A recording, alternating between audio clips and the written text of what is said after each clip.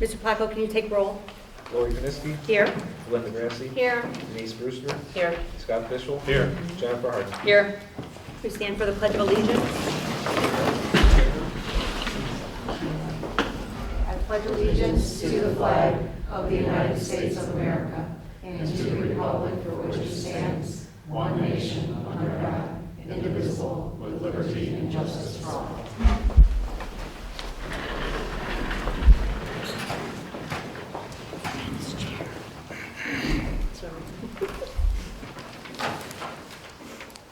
On behalf of the board, I'd like to welcome all students, staff, parents, and interested community members to tonight's Board of Education meeting.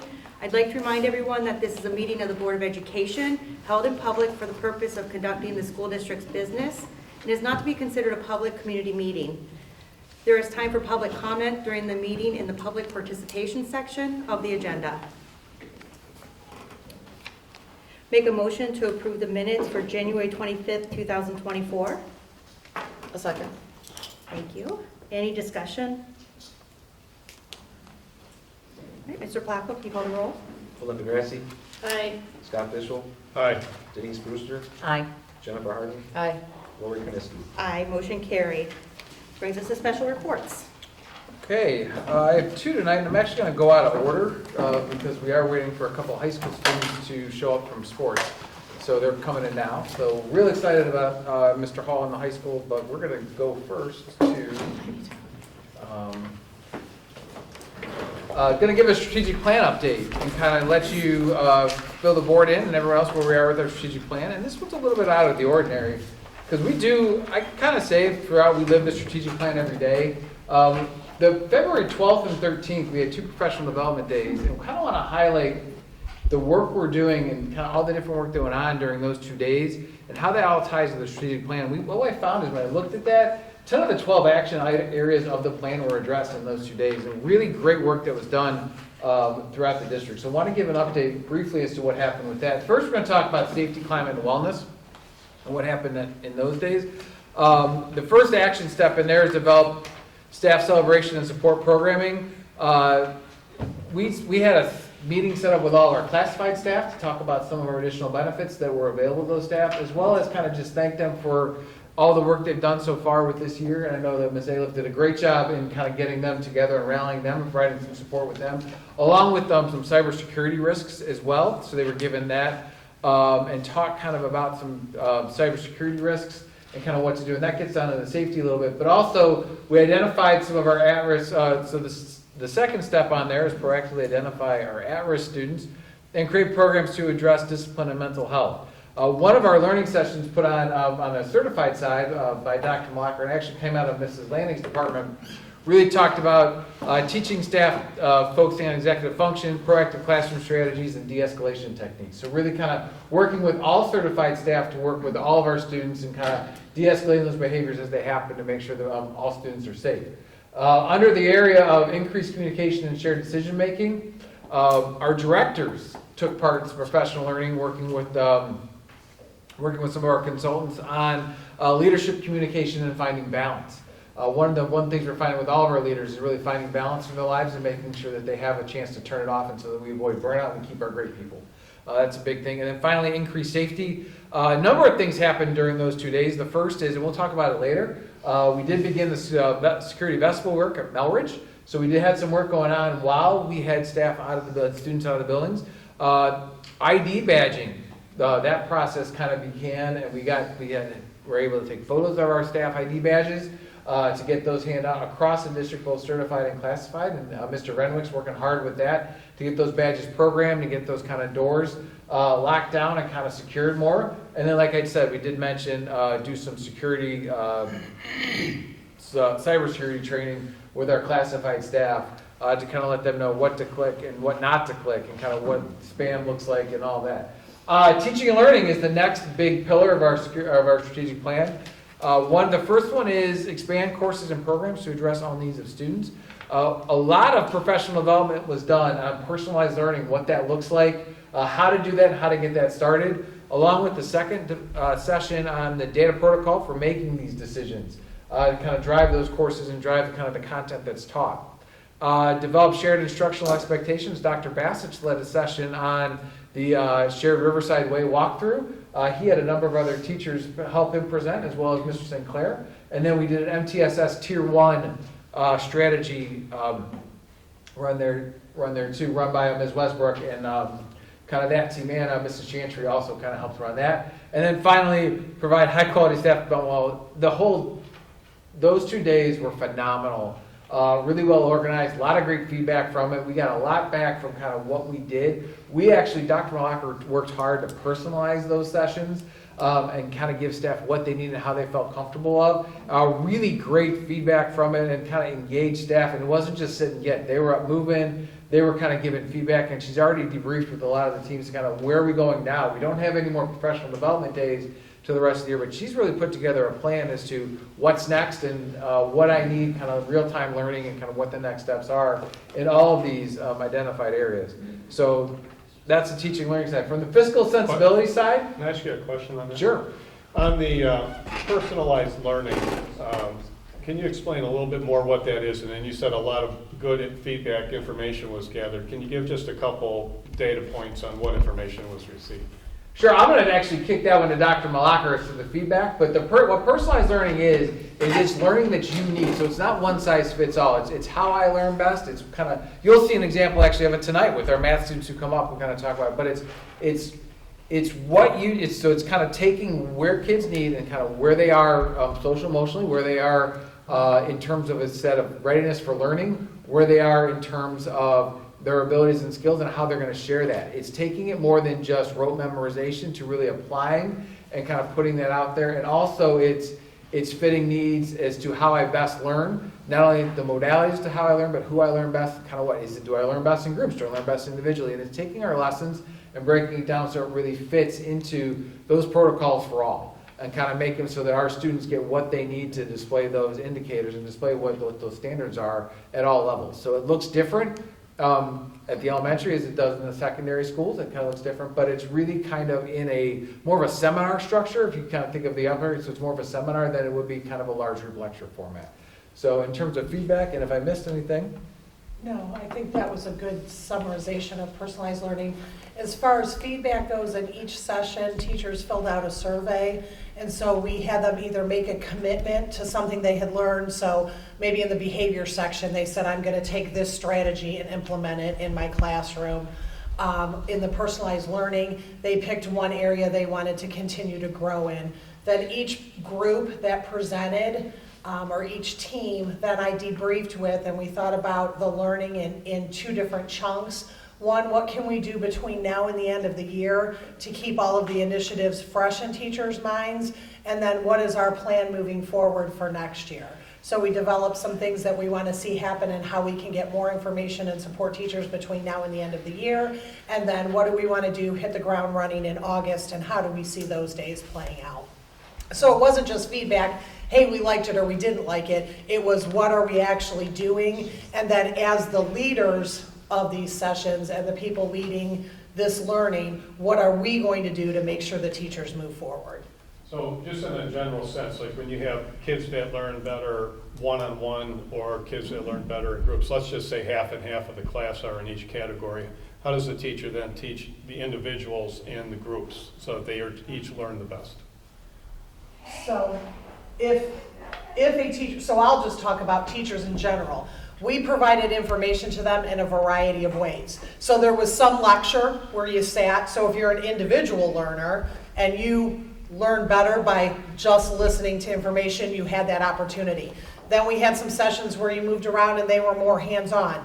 So teachers who were more hands-on learners had the opportunity to learn that way. So that's it. We structured it exactly how we would want a teacher to structure their classroom, provide multiple opportunities and different ways for kids to get either access the information or show that they learned the information. Thank you. Okay, fiscal sensibility is our third pillar. Facility improvement and investments is the first action item in there, and I already mentioned the Melridge vestibule work. There are some repeats on this, and I'll fully admit that. But that work was started. Fiscal stability. One of the things that really made my heart happy and kind of looking at, we had 20 internal presenters to deliver this. We didn't bring in anyone from the outside. It was all in-house. And the feedback from learning from the in-house, not only administrators, but also our teachers. We had 16 teachers really kind of lead this work, which is really a great opportunity for our staff to kind of see those teacher leaders and really leverage on those leaders to kind of make the next steps towards completing this. And finally, communication, district finances. We didn't necessarily cover that at the PD days, but one of the things we've done recently with that is the Vocera grant that came out. We shared that through multiple outlets, including to cover a story in the News Herald that was also posted on our social media, and a lot of positive feedback about that grant that's coming up and kind of the implementation of that. But we've done a lot of that this year, kind of how we're getting these things and the different outside sources and funds that we're utilizing and applying for to kind of reach these things. So that just sits on that one. The next pillar is our advocacy, partnerships, and engagement. Kind of worked on increased communication and transparency as that first action step. Number one, we provided the professional development for all of our classified staff on recommended social media interactions and presence. Having that opportunity to have that classified staff come together and kind of reiterate what our social media expectations are, the presence of social media, that sort of thing. We've also worked with some of those general communication guidelines with all staff. I had a chance and opportunity to work with all staff, whether it was building principals at building meetings or through the classified staff, kind of what we expect, or what our expectations are in terms of returning emails and kind of what we would like to see, and kind of just keeping that professional tone and the importance of keeping that tone and working with all stakeholders. And finally, our directors participated again in that professional development session on leadership, communication, and balance, and really building those directors their capacity to become leaders throughout our district and kind of working to rise them up in terms of what the vision is and reaching the strategic plan and working with that. The last one is develop business partnerships and engagement. Again, this one's the other one that wasn't covered specifically at the PD days. However, we're utilizing our district leadership team and a subcommittee in that team to develop a survey to increase parent and community engagement from the previous survey. What's the next step off of that? And also increase students and staff while strengthening their partnerships with local business. So kind of working with what that looks like and how getting some great ideas for not only like our upcoming events, junior project, senior project, looking for securing people to work with that, but then also kind of others focused on our day of caring and what that is as well. So really great things coming out of these committees. That the work that's kind of being led district-wide by all district leaders. So real excited about that. And those are the 4 pillars of the plan, and I think our high schools, are they here? We have you. Okay, well, we're going to turn over Mr. Hall first, because he's going to tell us about how his year is going, and then we'll turn it over to Mrs. Gooch. So really excited to have our high school team here tonight to kind of share, and Mr. Hall and his first half of the year, a little bit past the half of the year as Riverside Campus Principal.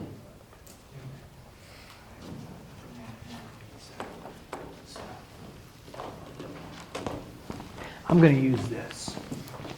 So, if I can get to it. You gotta jump over it. No, you don't need to be calling the EMT tonight.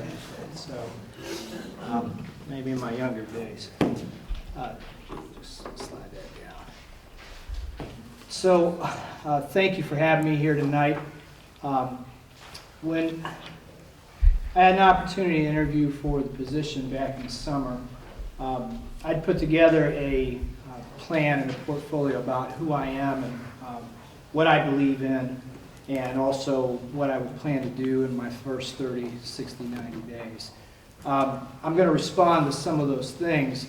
I presented this to the committee, and I'm going to give you all one to have, but not right now, because I want you to listen to those kids, because they're really the ones that we're here to see. And then, just following up on some of these things. So when you come into a district and you are not familiar with it at all, other than just competing against Riverside when I was at Wycliffe years ago, and knowing Donnie Anderson and a whole bunch of the old guard that used to be here, and Pat McKentrick and those guys, it takes some time to get to learn what we're about, and I'm still doing that. So when I came in, I told our staff that I'm going to listen a lot, I'm going to learn a lot, and observe a lot. We're going to take all those things and work together to try to figure out which direction we want to go in, and then we're going to have some implementation and some evaluation. So I'm still in that phase. But the things that I really believe in, other than listening, observing, learning, understanding, appreciating, value, and evaluating, communication is a big thing with me. So making connections with staff, with students, with community members in a very intentionally inviting way every day. Building relationships. I got to tell you how tough this is, because our whole business is still surrounded by relationships. We're going to talk about data. We're going to talk about resources. We're going to talk about teaching methods and strategies and all kinds of good stuff that's important. But it still boils down to relationships. And when you make those relationships and those connections with people and kids, you can do something special. So, kind of give you an idea of what I'm faced with. 93 staff members, okay? There are 5 administrators, 6 secretaries, 3 SROs, all kinds of aides, custodian, cafeteria, you name it, all of our classified staff, and about 300 kids per grade level. And I'm making an effort every day to get to know them. I'm not having a lot of success every day, but I am getting to know them really well. In fact, it's kind of funny. I walked into Mrs. Gooch's class today, and we were talking a little bit about the presentation you're going to see. There's a young man I see every day, and we talk, we say hi and all that, and he just flat out said, "Do you work here, and who are you?" And it's funny because I greet them at the door every day. I say, good morning to them, and we talk about things that have built some relationships with them. And he's one of those kids that always says good morning and thank you and all that good stuff. I've seen him perform. I've told him, because he's in the choir, it's a great job and all that, but it was hysterical. So I really laughed about that, but it's good stuff. So just along that process, still working through all those partnerships and those collaborations and those relationships developments. We empower staff. We have BLTs, we have DLTs, which we've had in a while, for a while that is, but we're starting to get going in a different direction. Student Advisory Committee we started this year. All grade levels. That's kind of a neat thing. We'll talk about that another time with some of the stuff that they've talked about. I've been invited to be a part of Business Advisory. Our construction class that we started this year, this is something that's new, and it's something pretty exciting. We're going to be building an outdoor classroom here pretty soon. We've already started on part of the planning phase, and already some of those things are in motion. So really, really good stuff, near the media center. So we'll be able to use that. And the things that you typically have, Dr. Rattino talked about PD. It was fantastic. That's good stuff. Having leadership within our department heads and within our teams. Us having a welding lab is so immensely important. We're one of the only schools I know that has something like that, let alone a wood shop, which I'm really happy that we still have that. So those are good things. Our technology, our side programs, our NHS, Student Council, Green Button, SAFE, art showcases, the regiment, choir, drama, theater, athletics, Valentine's Day dance, that was so special. I didn't know it was that big. And I got to go out there, and I came from Cardinal, and there was Cardinal kids yelling at me.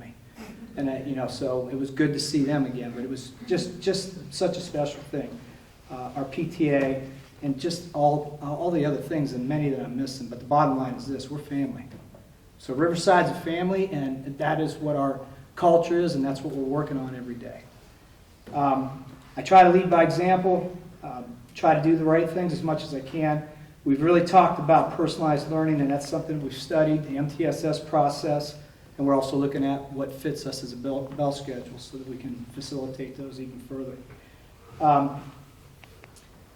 We are constantly working on culture, constantly working on this, and I say this quite a bit. You chase excellence every day in every endeavor, okay? But you got to appreciate and value all of your efforts towards those endeavors, because you're not always going to chase it. I'm sorry, you're not always going to catch it. Some days you do, We got spring season coming up here, and there's going to be somebody that's going to go 4 for 4 at the plate. They caught excellence that day. They're not going to be able to sustain that. It just doesn't work that way. It's too tough of a game. So that's what I've been really focusing on. The 30, 60, 90-day plans, We talked about graduation plans in place for our kids who are at risk. It's in place. We've already had 2 meetings. We're working towards that progress and trying to get everybody across that stage. Communication is key, as I mentioned earlier, Google Calendars, mentoring, working with our building leaders to build capacity and leadership.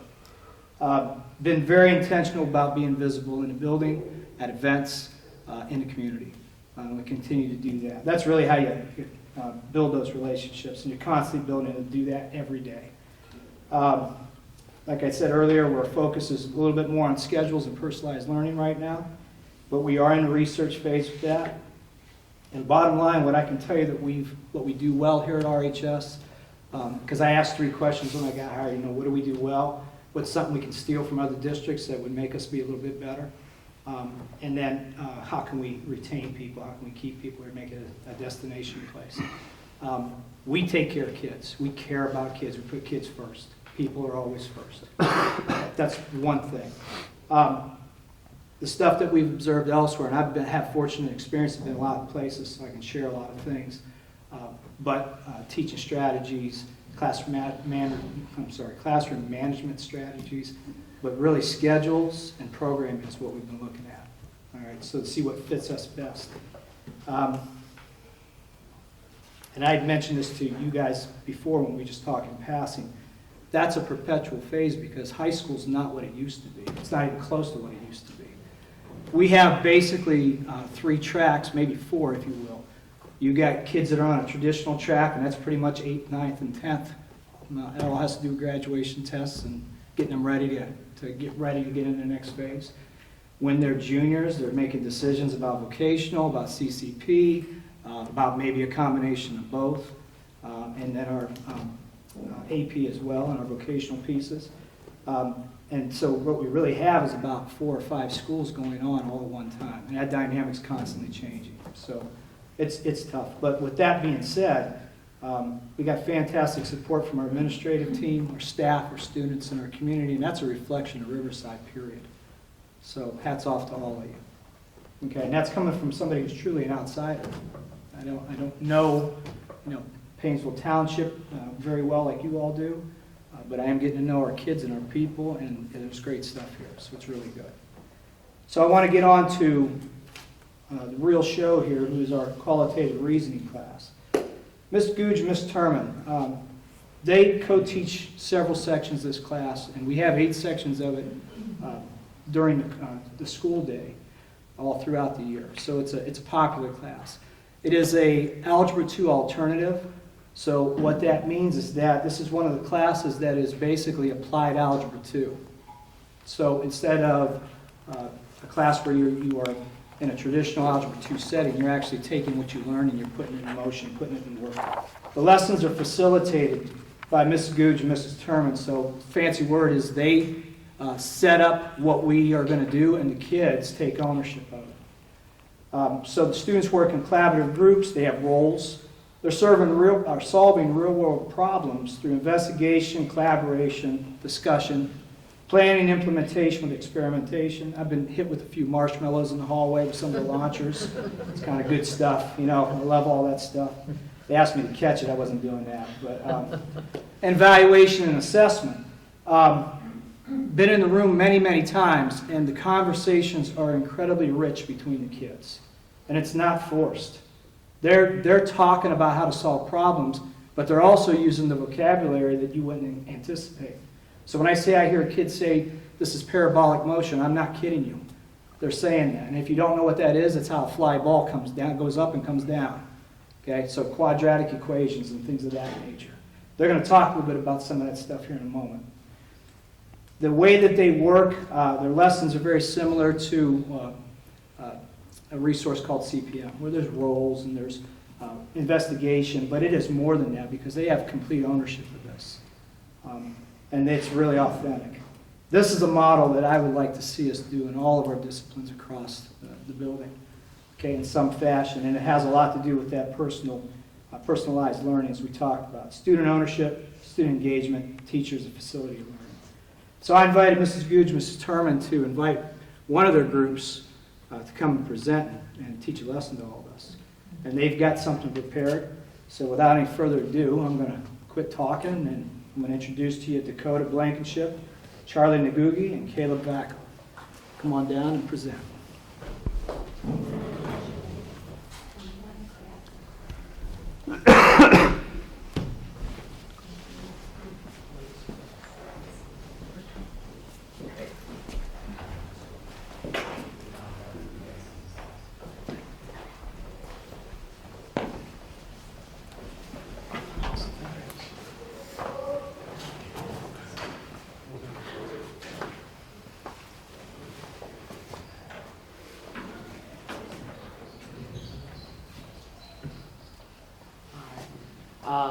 Sorry. A little nervous, but we should just say it's an absolute honor to be presenting in front of you guys today, and we want to appreciate Ms. Tarman and Ms. Gooch for nominating us to be in this situation and to be presenting in front of you guys. And further ado, we will get started. This is a modeling cancer cells with M&Ms and quantitative reasons. I'm Dakota Blankenship. I'm 16. I'm a softball player. I'm a part-time student at Lake Erie College, and I plan to major in psychology and become a physician's assistant one day.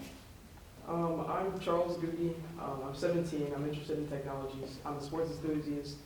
Enjoy spending time with friends and family. I want to go to college and work in a computer science field.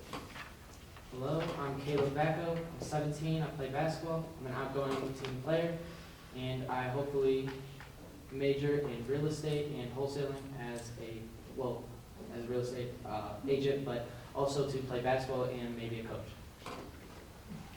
In this experiment, we used M&Ms to model affected cancer cells for generation. We started with 2 M&Ms in a cup for generation 0. We then shook the cup and dumped the M&Ms on the table. We added new M&Ms for each of the M&Ms that landed face up on the M. For every M&M that landed face up, we added that number of M&Ms to the next generation. We repeated that process until we ran out of M&Ms to add. We use the candies cancer cells to represent how cancer may grow per generation. The data collected helps us predict the growth rate of the cancer cells by simulating how actual cells divide. On the left side of the screen, you'll see our table, our data table. The numbers of generation represented by X, and the number of cancer cells divided is Y on the left and right side. And then on the right side of the screen, it shows the table graph. This graph represents an exponential function. An exponential function is a mathematical function used to calculate data that multiplies over time, which can be used to find the growth or decay in an experiment. The independent variable in the experiment is shown on the x-axis as the number of generations. The dependent variable, which is on the y-axis, represents the number of cancer cells. And finally, the control variable we used in the experiment was the type of cup. However, there were several different control variables we could have used. Our calculations using Desmos. Desmos is an online graphing calculator, that we use in place of a handheld calculator. We start by implementing the data table from the experiment and the exponential regression function. Then Desmos provides us with the unknown values as well as the graph. Using Desmos, the model calculated is y equals 1.49 times 1. Using Desmos, the model calculated is y equals 1.49 times 1.46 to the power of x. In the equation, the base exponential function is 1.46, expressing a growth rate of 21% per generation. The initial value is represented by 1.49. This shows the starting value of the cells, or in the initial rate of growth expressed from generation 0 to 1.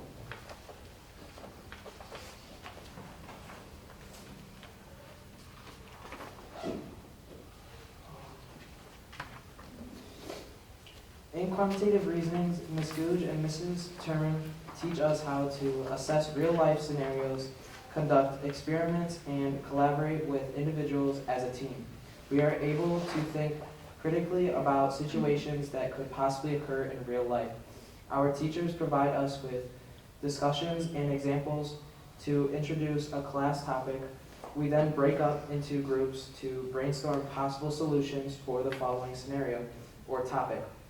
Mrs. Googe and Mrs. Turman gives us the freedom to solve with our own ideas and often implements their their students' ideas into their lessons, thus opening up multiple solutions for the issues or problems we are solving.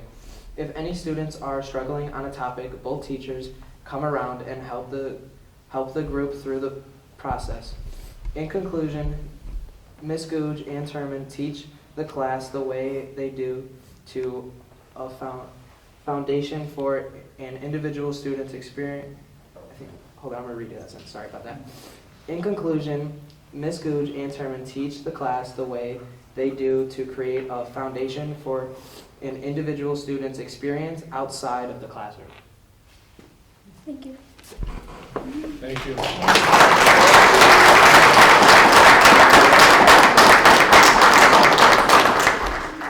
Don't go too far.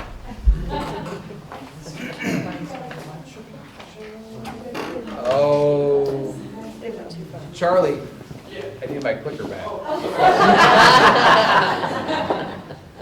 And come on down, because we do have certificates that are suitable for framing and framed for you. Thank you.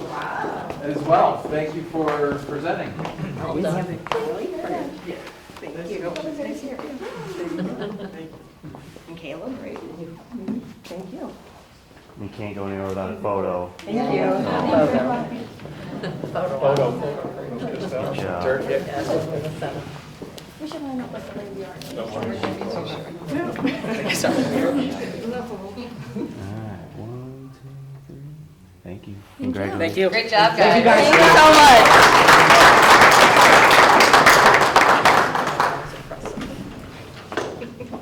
Did everybody understand where that is?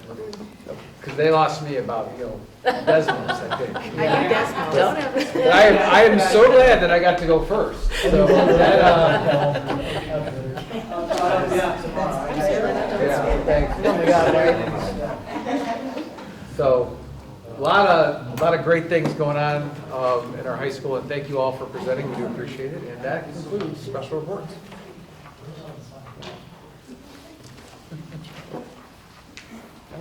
Great. All right, that brings us to the discussion of old business. We had a couple things on the list here. The first being rules and expectations of board committees. Everyone was asked to kind of comment on what our expectations are of each committee.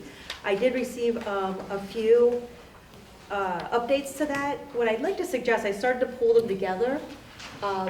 There's similar ideas. I started to kind of mold the sentences. I would like to pass it off to the policy committee to kind of take all the ideas and put it into a collection that we can go ahead and then add to the handbook and approve. Works for me?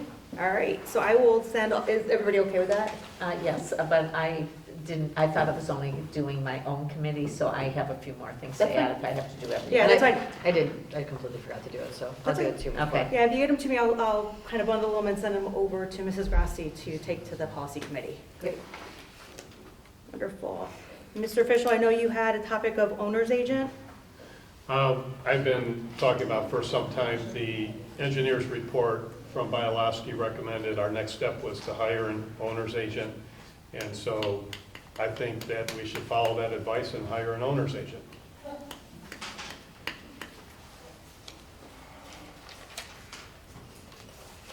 Are we open for discussion?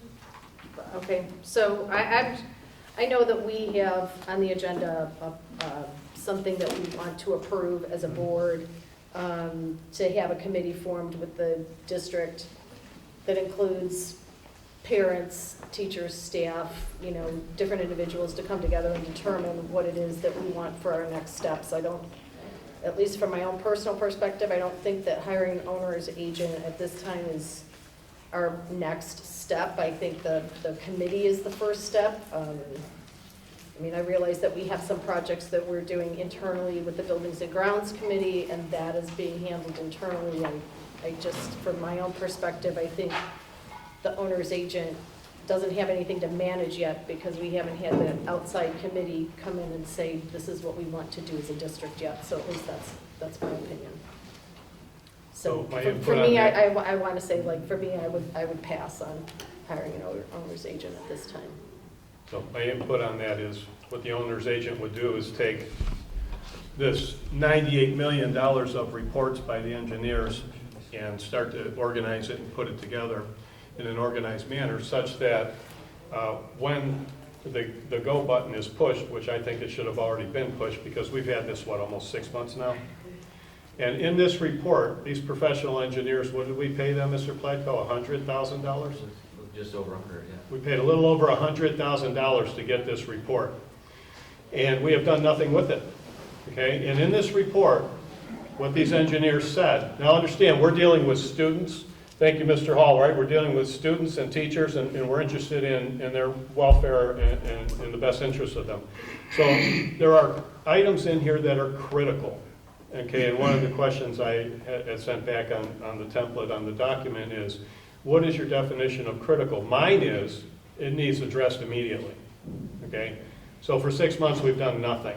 We need someone to put the information together, organize it, so we can have a good chronological moving forward. And others might add that this is called walking and chewing gum at the same time. While we can formulate a plan that goes out years into the future, we can also start getting to work on the things that are critical and absolutely necessary to do now. In order to do that, we need an owner's agent.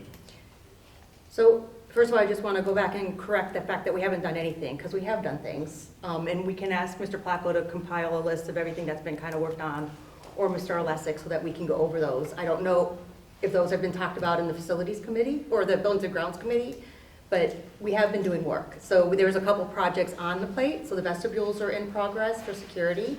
We have bathrooms that are being discussed, because that's something, again, that's not on the critical list, but that's something that our community wanted.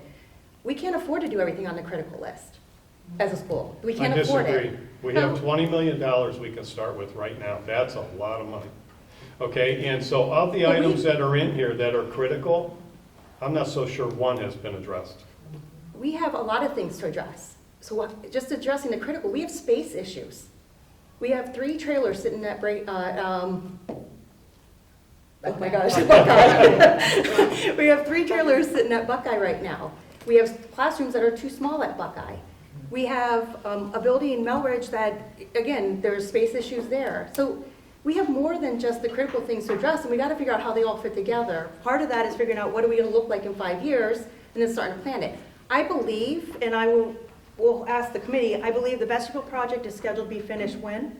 This summer. Okay. We had the bathrooms we started looking in. I think that's in progress, but they're not going to be finished till we think. Depends on which bathrooms, what scope of work, because the high school, we're looking at doing this new partitions for now and look at other large improvements later. The Luther's looking at remodeling one of the bathrooms. That was a little more larger scale. Yeah, it's due to old technology. Yeah. So, but there's a process. It's a process. There's a roof that's being looked at. Let me just add to the bathrooms. The bathrooms that we're talking about are just a few. That's fine, but I think we got to figure out what our big picture looks like so that we're not putting money into stuff that maybe we won't need in the future. Again, I think somebody said to me, and I recently thought about this, we keep talking about how people did not support a brand new school, and I was talking to somebody, and they said to me, it wasn't that they didn't support a brand new school. They were worried about the money that we suggested for it, that it wasn't going to be enough. That they were totally in support of a brand new school, but they were publicly speaking against it. So I question, again, let's bring the community in, let's let them talk about what we need and what they want. Let them bring it to us, and then let's figure out how we pull all this together with the money we have and what we need to do, because I don't think we have a good picture of that right now. I think the picture is very clear. When I first started on this board, I did a complete looking into the campus buildings here, and there were immediate things that needed to be done then, okay? And that was rejected, and rejected again and again and again. The people spoke, over 76% no vote on tearing this facility down and building They a new didn't one. speak to that. They did not speak speak to tearing the building down. They spoke to Okay. the fact they didn't approve the levy, which Okay. for many reasons. So you can view that however you want. I believe the people spoke very clearly. And we have critical issues that have been identified by professional engineers that this school district, the taxpayers, have paid over $100,000 for that report. And we are sitting on this report 6 months later having done next to nothing. So I don't think any critical item in here has been addressed. And so we are not addressing the critical issues. Critical means starts to equal safety in my mind in some cases. And so I think we're being negligent, even grossly negligent, in allowing these buildings to continue to deteriorate. And when we look at the buildings are not ours. I mean, we're part of the taxpayer group, so in a sense they are that way. But the buildings are owned by all the taxpayers in the school district. We're not taking care of them. What we're saying is, we're gonna take another year, 8 months, develop another plan, and go out and put that forth. But in the meantime, we're not gonna do the repairs that are glaring right in our face. That professionals, that we paid why did we pay professionals $100,000 to give this to us if we're not going to address it? We paid professionals to put that report together because when we tried to pass a levy 2 years ago, we were told we had not done that. So we've done that. We now have the report and we now have the information and we have to put that together along with the plan that the community wants. The community did not vote. I don't believe that the community voted the fact that they don't want a new school or to keep this school. I don't believe that that's what they voted for at all. I think they voted for, I don't want to spend the money right now. So I think they need to come together, and the plan that was in place previously was put together by a committee and mostly touted by the board and the administration. I think it's time for the community to come together and put together their plan for what they want for this community, with not having the board be so involved in it. And I think we need to take a step back and allow the community to speak and tell us okay, so what is it that you want now? And then take that information along with the report that Bialowski said and then figure out, like, how are we gonna make all that work? I don't believe that, at least for myself, that being fiscally prudent means that we're going to spend money on a facility because it's a critical repair. If I'm not going to keep that facility and the community says, I don't want to keep that building, then that would be wasteful on my part. That would not be fiscally prudent, and I wouldn't be a proponent of that at all. So I believe that any kind of conversation here has to start with, what does the community want? I don't think there's any bone in my body that says we are not being responsible and taking this information from what Bialowski said and we are not being responsible with it. I think being responsible with it says, here, community, this is what they've said, what do you want to do with it? So This is taxpayer dollars. It's not up to me how we spend that money at this point. So we are elected officials to determine how that money is spent. That's exactly our job. And it's exactly, I have to listen to the community and what is it that they want. It is not up to me. So It's not up to you. So you want to go to the community to have the board step aside and have the community. Does that mean how many thousands of people? How many people Isn't that would what you be? continue to say, that we need to listen to the community and what our taxpayers want? You continue to say that, and then when we say that we're going to do that, and then you say you don't want to do that. I can't figure you out, Mr. Fischel. I just can't figure it out. Well, I'll explain it. It's real clear. When the community says 76 point something percent to 23 point something percent that they don't want to do that, I believe they have spoken clearly. You may not think so. You may think that maybe they didn't know what they were thinking about, or maybe weren't getting what they wanted. I'm not saying that at all. Okay, but I think they've spoken very clearly, and I think these buildings need to be taken care of. When Mr. Hack was here in his last meeting, he said very definitively, in the last 10 years I've been on this board, nothing's been done to improve these buildings. I don't think he That's said that. not That is not true. And we That's can what go he back said? and, he did not say that. Okay, and so he said nothing's been done in the last 10 years, nothing, okay? And so what I would ask is, what is a list of upgrades, windows, replacements, different things that's been done in the last 10 years? So- Mr. Arlestic said for 10 years, that roof's been leaking over the chemistry room, 10 years. So at this, Unacceptable in my mind. We need to get to work on these things. Now we are addressing that, and that'll come up in the Buildings and Grounds report. That roof is being addressed. That's in process of moving forward to take care of that. But that's a 10-year-old problem. Why is that? Why did it take 10 years? Probably it took 10 years because, we had to fix Haddon, and we did put $2 million worth into Haddon 8 years ago. You weren't here.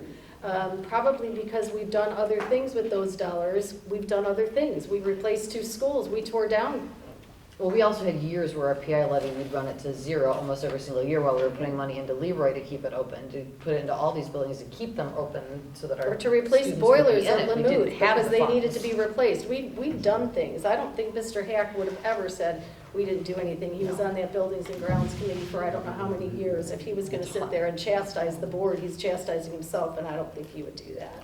So real Okay. quick, Yeah. go ahead. Can I- Yeah, so- go for it.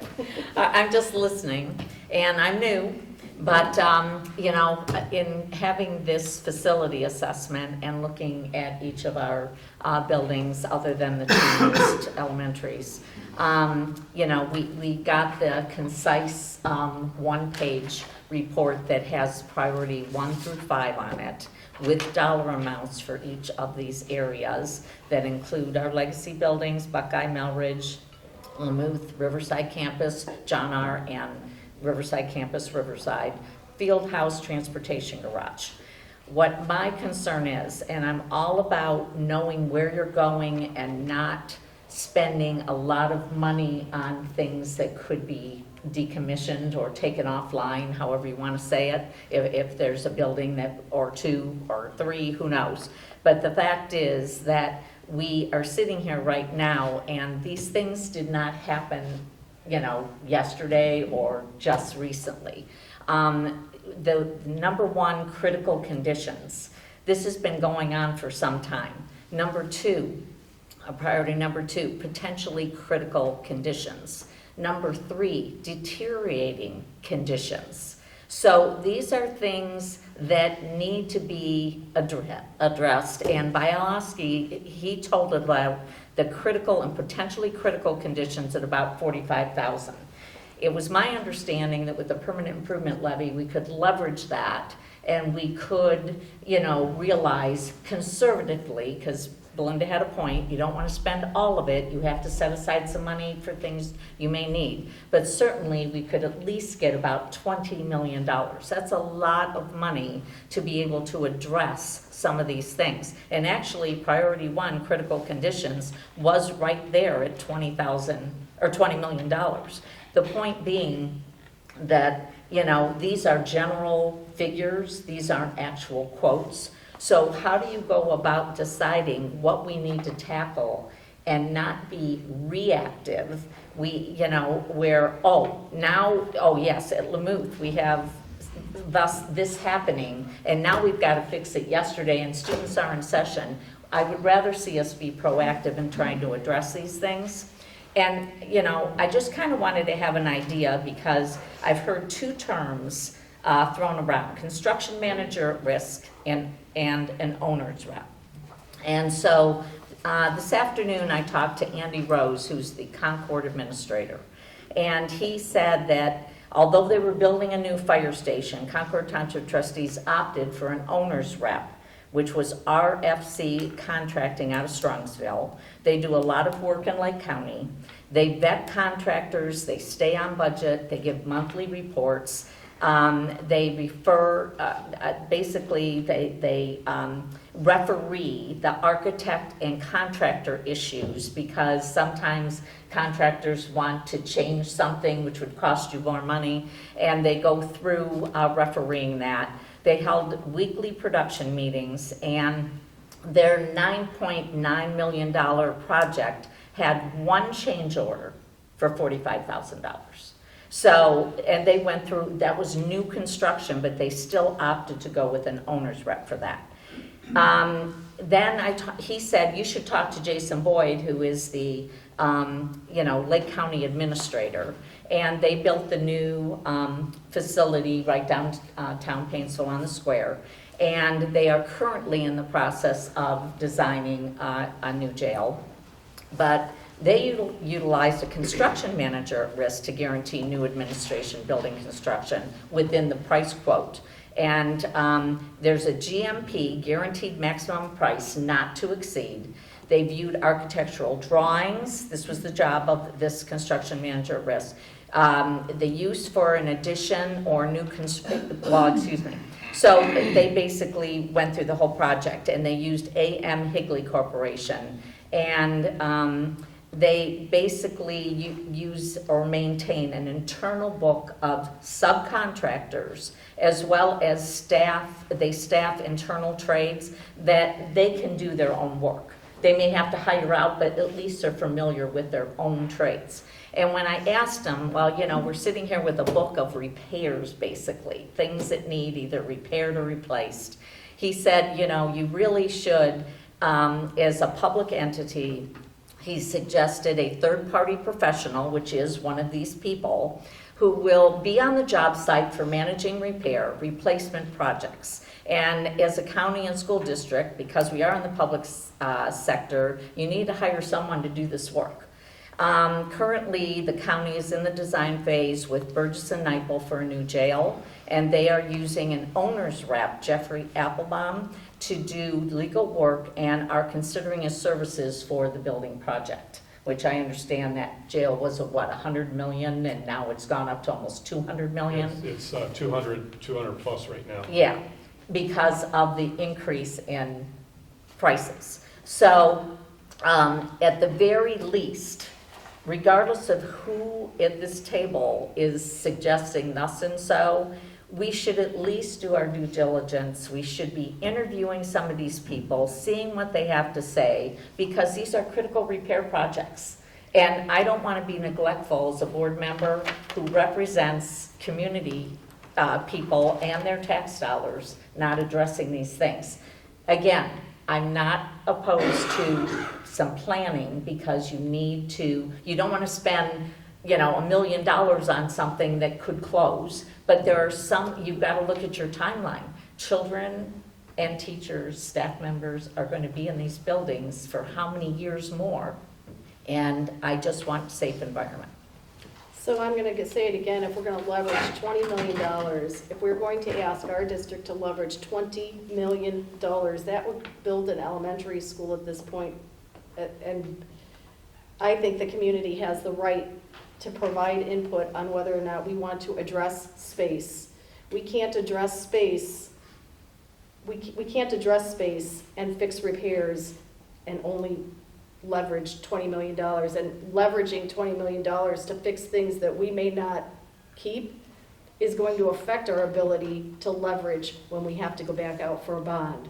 It's going to affect that. Mr. Placko, at some point we are going to have to address that educational process here at this board table, because I don't think that people understand what that really means when they say we have $20 million, because we don't. We don't. We're going to have to borrow that. And in order to borrow that, that is going to affect our ability to borrow again later if the community decides that we would like to go out to bid for a new elementary school or address space or add on to our Lamuth or whatever it is. People have to understand that. And I don't think we're doing a very good enough job of explaining what that means in order for us to have a conversation where everybody's on the same page. And I don't disagree that we'll need an owner's rep, and I don't disagree, or a, Construction manager. thank you. I don't disagree that we're gonna need that. I just don't know until we can give them a vision of where we wanna be in 5 years that we're ready for them. Because how do they start prioritizing the work? How do they start helping us figure that out? I think Buckeye's on that list, right, with critical repairs? Yes. How much is Buckeye's critical repairs? Critical repairs would be 1.8 million. And then, what's the next level? Melridge is 374,000. Whoa, Lamuth. whoa. You want me to go across? Yeah, I would just, yeah. Yeah. Well, total would be 10 million if you did everything I was just on looking at this the list. critical. So I guess my point is, like, I personally believe we have to do something at Buckeye. We have 3 trailers. I know the kids think it's cool to go to the trailers. I've heard they love it. It's a safety issue. Correct. It's a safety issue, right? Yeah. We have to do something. I don't know if that's add-on to Buckeye. I don't know if that's, I don't know what the committee wants us to do, but we have to do something. So I'm concerned about spending money unless it's needed in that school until we figure out what does that vision look like. And I know that's not it's a lot of money, but you know what Well, I'm saying? it could It's- be less. Yeah. It could be a lot less. These But are I inflated don't prices, see how we I can think. start lining up projects there until we know, is the school gonna be here, right? Well, Now, if the ceiling's falling down, I think Mr. Arlesic and the maintenance group would be looking into that for us, right? I would fix that. Okay, thank you.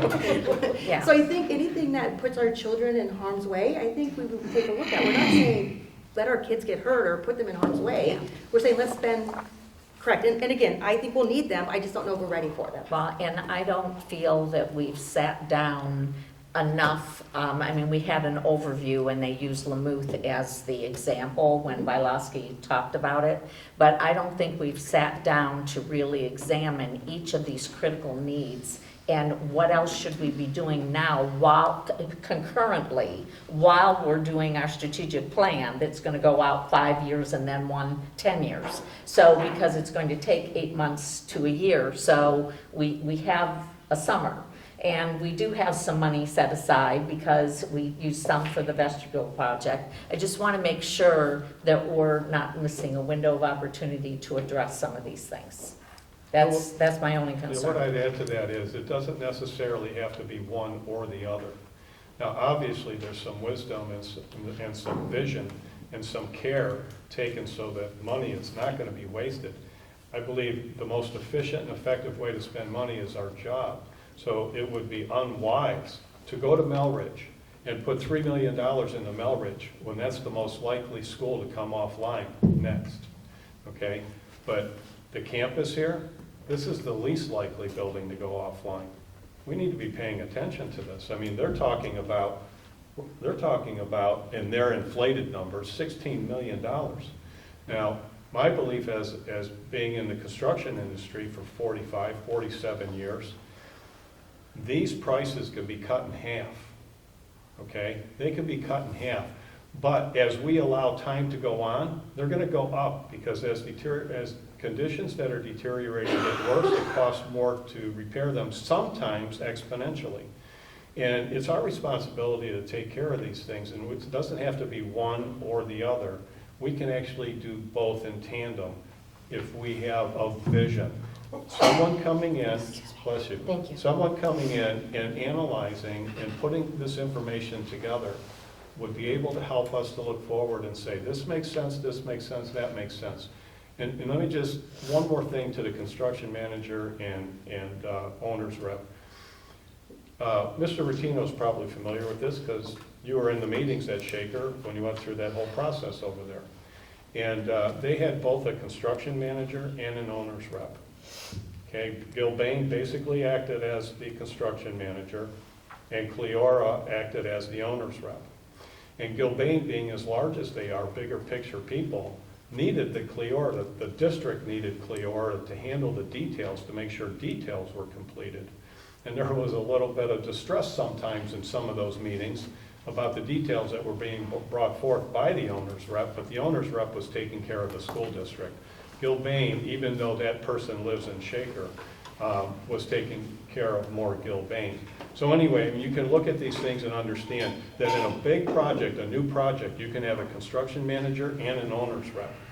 This, when you're in a repair, that's when you have blueprints, you're going off blueprints. When you have repairs, construction manager, unless they're going to act as the owner's rep, doesn't make any sense. So you need one person acting as the owner's rep. It doesn't mean if someone calls themselves a construction manager, we can't hire them, but they would be doing the job of an owner's rep. I just wanted to give that little explanation. So we had both. We had both when we did our elementary schools. We had an owner's rep and we also had, we had our construction manager at risk. We had both. We've been through that process. We've done both and it was a fine process. I don't think for myself, I'm not arguing the functionality of it because I agree with that. Yes, we're going to need these individuals. We are. I just don't think it's the right time yet. I think we have a little bit of ways to go yet before we get there. Okay, just one clarification on a point you made, Linda, about, yes, you could leverage that money for $20 million, but that would affect us being able to get a loan, but Yes. a loan going forward, are you saying if down the road there was a levy and? It affects the amount of money that you have the ability as a district to get under bond financing based on what your other debt is outstanding. I don't know if I'm explaining that to the most appropriate extent. I know that we have people that can explain that and it makes perfect sense, but when you have money, like, we are only allowed to leverage so much in bond financing. And when we already have money out because we've leveraged it without issuing bond financing, that affects our ability to go get bond financing. When we came up against that limit, pretty much when we were trying to like figure out how much the high school plan was gonna cost us, and we came up against that limit, and we don't even have debt.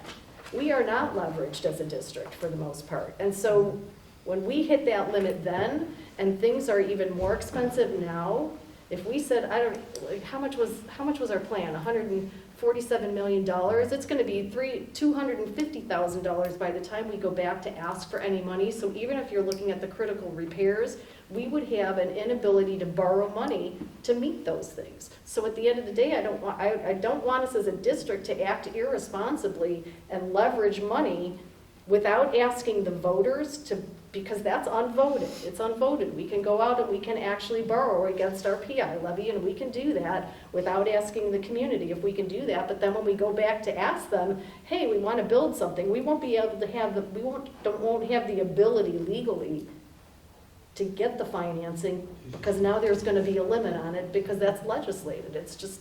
Yeah, there's a lot of different limits in our revised code of how we can borrow funds.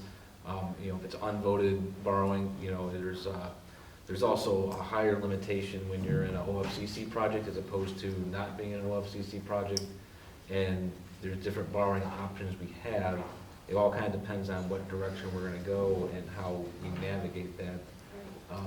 One of the issues, like for borrowing its PI, you'd be doing what's called a tax anticipation note, which allows you to borrow 50% of the collections up to 10 years. Well, that can get us around 12, 13 million. Now we're kind of tying our hands with permanent improvement funds for the next 10 years, because by the time we factor in bus replacements and Chromebook replacements, and then if we come up on the OFCC list for our number, we have to set aside $500,000 for the maintenance plan for the elementary schools that we built. So we have to be cautious that we don't, you know, it's like taking out too much debt personally. If you rack up too much credit card debt, you can't really do much with it at that point. So there's a lot to it. There, you know, we have a what's called a municipal advisor to help us walk through the different borrowing options. We can always borrow against our general fund, which is not really a recommendation I would pursue. You know, so it just kind of depends on what the whole plan is, how much we want to try. And then, you know, if we do borrow against our current funding that we have, it affects what we call our bond rating. So in the future, if we do a bond levy and go to issue bonds, we won't get as good as a rating because we have too much outstanding debt, and that translates to higher interest rates, purchasing bond insurance, things like that. So there's a higher cost to that, higher cost to taxpayers. You know, so it's all commingled and it's all intertwined. Right. I mean, It's just really, really easy for people to say, oh, we can do this. Yeah, we can. We could do a lot of things, but it affects 7 other things down the road. And I truly believe that without having a good understanding of what all those other 7 things are, when we went through this whole process previously to get bond financing, we did all that due diligence, and we sat in meetings with our bond and municipal advisors, and we did all that. Like, and we had people in the room who understood every single aspect of what we can do, what we can't do, what we can borrow, like what's that limit, how much can we ask for, that school's going to be too expensive, what are we going to have to get rid of in order to be able to meet our borrowing capacity. If we don't have the borrowing capacity, we can't issue bonds. So we had people in the room that we were doing that, and I just feel like people at the table here, at this table, need to have a better understanding of that, because when you say things out in the public and it's not really the reality of it, it gives people the wrong idea. It gives them the wrong impression. It's just very frustrating for me. And so we have our permanent improvement levy, and that brings in 2.6 million. 6, because I've heard 2.5, I've heard Well, 2.7. It's 2.7, the collections is about 2.5, because it's not 100%. Yeah, okay, so let's just say 2.5. So, you know, you've been able to set aside additional funds from that. That's how we're paying for the vestibule project, correct? Part of the balance, so when part of the balance in our permanent improvement fund, so came from when we had the pandemic and we got all the ESSER funding. Okay. What we did was we supplanted, you know, you had to use it for COVID-related expenses. So we had teachers teaching remote, we supplanted their salaries basically, created a savings in our general fund, and we transferred that savings to the permanent improvement fund to use for capital projects, you know, at that time, because there was a time, you could have used your ESSER funding for putting in HVAC, things like that, but we had the bond issue, you know, coming up, and we have facilities plan we were following, so we didn't want to commit to something that may not, you know, there's a time limit, like if you were to put new HVAC systems in a building, it had to be in operation for so many years after that money, otherwise you'd have to pay it back to the federal government. So doing this, the way we did this, where we transferred that savings to the PI, took kind of those restrictions off of it, and that's part of the $3 million of the permanent improvement fund balance came from basically COVID relief dollars. Okay, It was so really smart planning. where do we stand right now in that fund? We have, right now, our unencumbered balance was, I have a slide in my presentation later, but it's around 5.7 million, I think, right? That's available Okay. for use, because we have the vestibule project, we have 2 bus purchases, and some other things that are outstanding in that fund. That are already Originally, encumbered? Already encumbered. Yeah. So- originally, part of it also, in the whole planning process of all that, in moving those ESSER funds into the permanent improvement fund, I think when we were doing the levy, we weren't even anticipating doing, I don't remember if it was transportation or like what part of it, and we were gonna use those dollars in addition, okay, in order, because we were up against, again, our borrowing limit and our bond capacity, and we were gonna use those funds, so it was really smart planning, you know, on behalf of our administration, in order to be able to get us to the rest of the way we needed to get in order to facilitate building what we needed to build, right? And so Okay. now we have it, and it's So available we'll to us. continue but- to collect this yearly, and I guess I just still am cautioning that these things are here, and at any given moment, we may need to fix it as a reactive situation. I'm just saying, and I would feel a lot better if there was at least a review of priority 1s and 2s to make sure there isn't something that needs our attention. That's all I'm saying. That can be done by the Buildings and Grounds Committee, correct? And I would say that probably 50% of what we collect in the PI levy, we are spending anyway. We have bus purchases, Chromebook purchases, we have routine maintenance and repairs. I mean, half of that's probably already encumbered Yeah. on a general But basis. since we have this anyway. done by an engineer, we really should, And you we know, will do our use it. due diligence and not put it off until the study's done.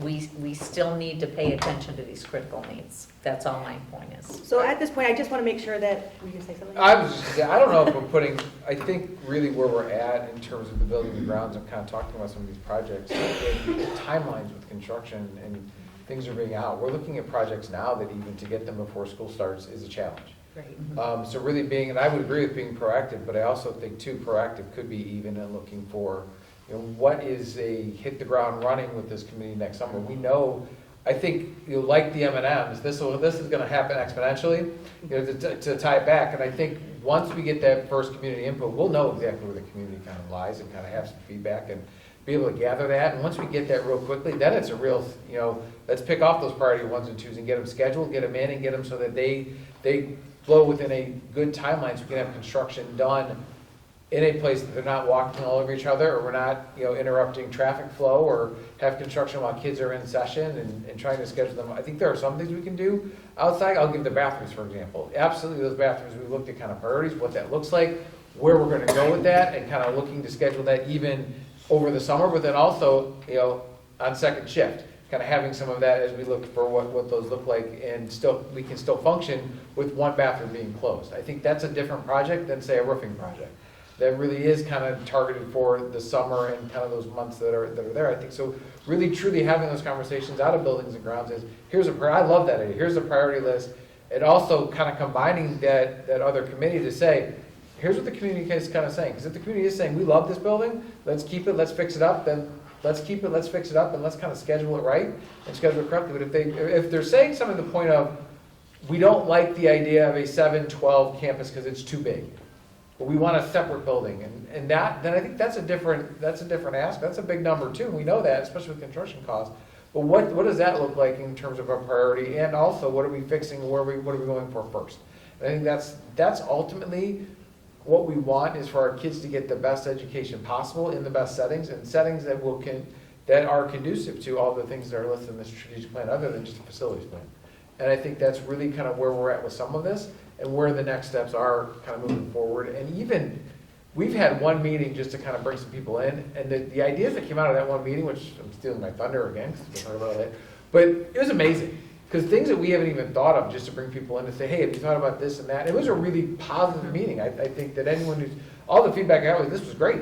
And we've got another meeting scheduled. And I think that's kind of the next, what are the next steps to just get that feedback? And then, how do we solicit the most feedback possible? And I'll tell you, my belief is, we're not gonna do it by inviting people here. We need to go to them. And so what do those meetings look like? And kind of where can we get, that are different places to really get all of our community involved? And kind of what does the community want? And I'll go back to the schools are more than just, we're here for educating kids, but we're also the hub of the community.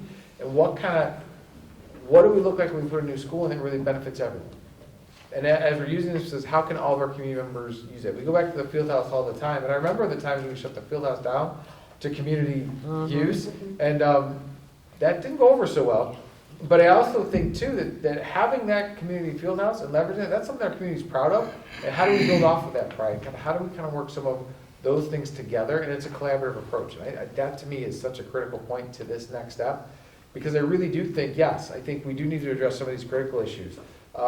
What does that look like? What does that scope look like? But then also, what's the bigger picture down the road, and where are we going to kind of leverage it? You know, not only some of the funds we have for maybe some new, to help with some of that new construction, but also what does it look like for an ask for the future? And what is the tenor of the community to that ask, with everything else that's in there? I mean, we'd be remiss if we didn't talk about, you know, the reevaluation and all that that's coming up. Those are all real issues. And kind of how does that all combine itself to what do we look like for our plan, you know, now, not only for 2024, but, you know, 2034, because that's a big deal too. Right, so when we talk about all these things, we continue to talk about so many things. We need to take a bite at a time. I would agree. So in order to address the critical issues in here, an owner's rep should be hired to look at this information, put it together, and then make a presentation. And we could have community input, we could have all kinds of input. We could have the board, we could have community, we could have administration, we can have staff, we can have teachers, we can have whomever you want to have or we want to have look at it.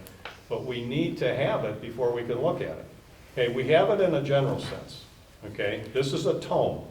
Now we need to put it down into paragraphs. And how do we do that? We have to hire someone that knows what they're doing to look at all these different aspects of work that needs to be done. You can't have just an electrician or a plumber or a carpenter or a roofer or whatever look at all these things. You have to have someone that looks at all of them and is used to doing that. That is a very simple owner's rep, and for the amount of money that we would pay an owner's rep, because you're going to pay them by the hour, would not be very expensive to give us an idea of what we need to do. It's critical. We know that some of it's critical, how much it would cost, what the timeline would be. And I know you mentioned roofing, you know, summertime. You could put a roof on basically any time. So if you come in on a Saturday and you partition off an area and you do a roof, that could be done anytime. So I'll mention it in the Buildings Grounds report, some of what we're looking at doing there. But we need someone to put together this so it can be coherent. The information can be coherent. It could be well understood. Because right now, we're talking around things. Nothing's well understood. What if the community wants to tear all the buildings down and build all new schools? What if they want to do none of that and just do repairs? What if they want to do in the middle or a third or 3/4 or whatever? Okay, well, we're going to be another year out without having done anything. We need to actually get some work done along the way. We can do that. We can do both. We can get some work done. We can't have the fear that we're going to tear down this campus and build another building, so we shouldn't replace the windows. So real quick, I just want to come back. The original discussion was on should we hire an owner's rep. Mr. Fischel, we obviously know where you stand, Ms. Brewster. I think somebody needs to go through this, and I don't care, I mean, I know a name has been put out there, and then I just introduced 2 other names on the sheet. I think that for what we've spent on this, we should have a third party, impartial third party look at this, because I think it will inform our work with the community. So are you saying we should? Because if, I just want to finish, if you know, we're looking at adding on or decommissioning a school or two, or, you know, building a new building. You know, you still have to fix these things in the existing. So I guess I want to have an idea of what is that and what are the priorities? I know we have priorities, but I would like to hear from somebody. And right now, I don't think we have that. We have the study. So I'll just, again, so At you're this in- point, I would be in favor of interviewing some people to make sure we have a clear picture for the presentations we're going to have. I personally believe we're not ready. I would like to understand what our 5-year vision looks like, and I'd like our committee to tell us when they feel we're ready to bring them in to start figuring out how we accomplish that. I think we'll need an owner's rep. I believe wholeheartedly we will, but I just don't think we're ready, my personal opinion. I'm on the same page. We have item 10 on our agenda as our facilities plan advancement. I think we allow that to move forward and then determine when we want to get an owner's rep after that process is complete. Yeah, I mean, we've had an owners rep in the past, obviously, we've been through all these kind of things, and I think they're absolutely valuable, but I think until we've heard from the community, especially that we've got that in place about to happen, then I think we, instead of jumping ahead of ourselves, let the community speak to us first. So who was the owner's rep that you had before? What was that company? What was his It name? was David Riley. David Thank you. Riley. Thank you. I knew his David name. Riley Company? It was His the- name was David Riley. His name was David It was Riley. the Riley Law Firm. It was a kind of a one-man show, but he was highly specialized in construction and also an attorney. So he was an attorney. Because I know when this came up before, the board had said, well, yeah, when Mr. Kalis was here, Superintendent Kalis was here, then it was, yeah, we really didn't have an owner's rep. We had a person kind of designated, kind I of don't doing think that we job, said but that. they We were knew not, that he was an they were owner's not contracted as an owner's rep. Yeah, He so was I, contracted He was. as an owner's rep. so I think at this point, though, the majority of the board is saying that we're not ready, and they would like to see what the vision of the community is, and look for when is the right time to bring that owner's rep in to prioritize the work.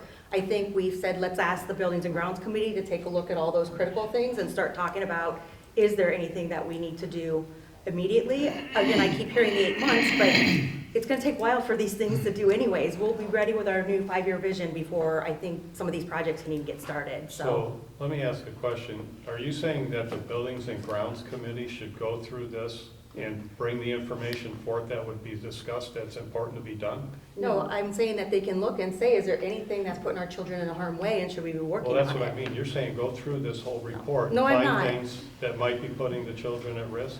Someone needs to be hired to do that. Okay, so again, there is 3 people at the table that have said they're not at time ready for an owner's rep to come in.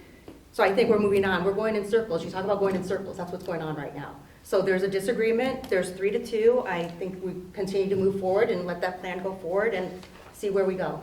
We're not saying we don't need one. We're saying there's going to be a time for it, but at this point, we don't understand what the vision of the community is, so. So I guess I just need clarification in that you want to still have a review with our maintenance supervisor and the building and grounds committee on, is there anything else in here that needs immediate attention? So, yes.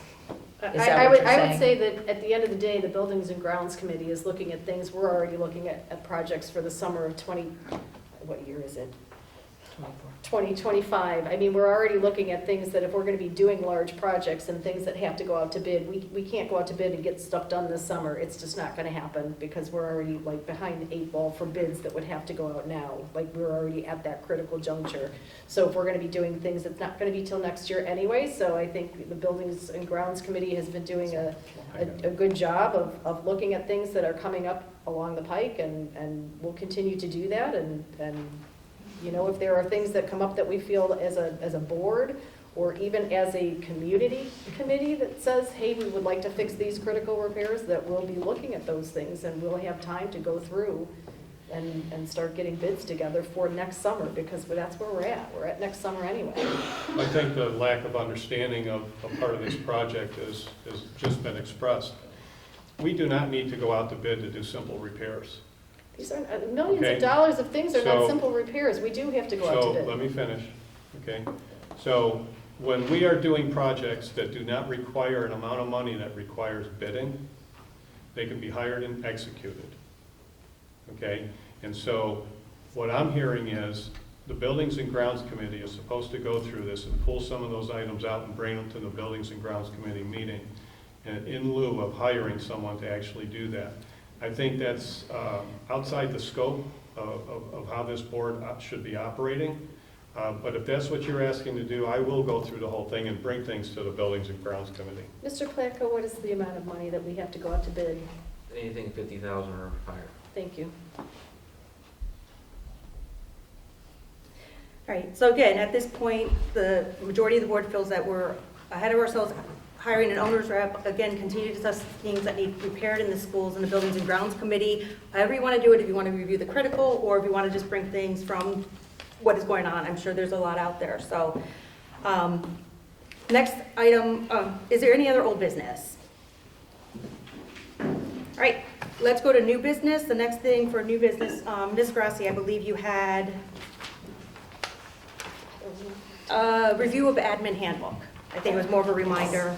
Yeah, that was something that was on the Finance and Personnel Committee's agenda, was to be looking at the administrative handbook at some point and taking a look at that. We did not get to that We prior, did start that. prior to December. I'm not on that committee anymore. I just want to make sure that we continue to make sure that we're going to take on that process. I don't know if that's old business, new business. We just I had, put it under new. yeah, we didn't get to it Right. last year, so. So you guys have that on your radar then? Yes. It was on our last finance agenda. Yep. Awesome. All right. Any other new business? All right, that brings us to our Board of Education Committee and Liaison reports. First up is Superintendent's Business Advisory Liaison. We have a meeting on February 29th with our Business Advisory team, so more to come next month. We'll be introducing the profile of the Riverside Beaver to them. So Awesome. exciting time. All right, that brings us to Curriculum and Programming Committee and Strategic Plan Liaison, or I guess it's still Strategic Plan, Facility Plan Liaison. All right, curriculum committee report, it's a little longer because we met twice since the last board meeting. We met January 31st and just met this week, February 21st, to discuss a variety of items related to the current curriculum and student performance. Basically, we, and I don't want to take away from any report you have coming up, but my concern was I wanted to understand what other interventions are going on in the district, support programs in place for children to improve academically, and I think you're going to cover some of that. She's queued up. Yeah. Do you want to do it? Yeah, No. Or you yeah. want to wait? Go ahead. Okay, so there was a two-page document that Dr. Malakar shared with me that highlights what they're doing in math in grades 3 all the way through, students taking Algebra 1 and geometry. And then in language arts, kindergarten through grade 5, the different types of programming that's taking place that is there to assist students. And then there's things being added all the time. For example, at the 3 through 12 math area, they are adding a mentoring program at Lamouth for 6th and 7th grade. And that's about ready to get started. So that sounds very promising. And then we have a solid foundation, or foundations, so a sound phonics instructional program in K2, grade 3 if needed. And the most important information is that the state has come out with a list of high-quality instructional materials which may become a budgetary consideration. We may need to buy some more materials. But there is a mandatory training of staff that's going to need to take place in the science of reading. And I understand stipends will be offered for that, but then there's also some training videos. And It depends on what path we take for training, on Yeah. whether or not we can access the stipends. they've only released part of it, so we don't have the whole picture yet. Do not.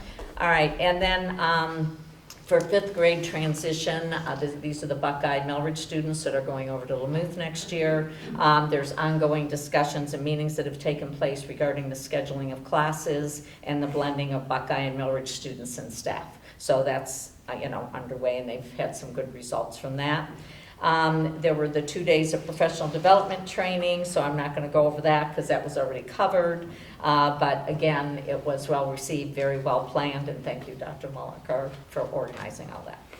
And then there was also a meeting, this last meeting, we also had Mr. Hall, the principal from Riverside Campus, come to just talk a little bit about block scheduling and the high school math programming.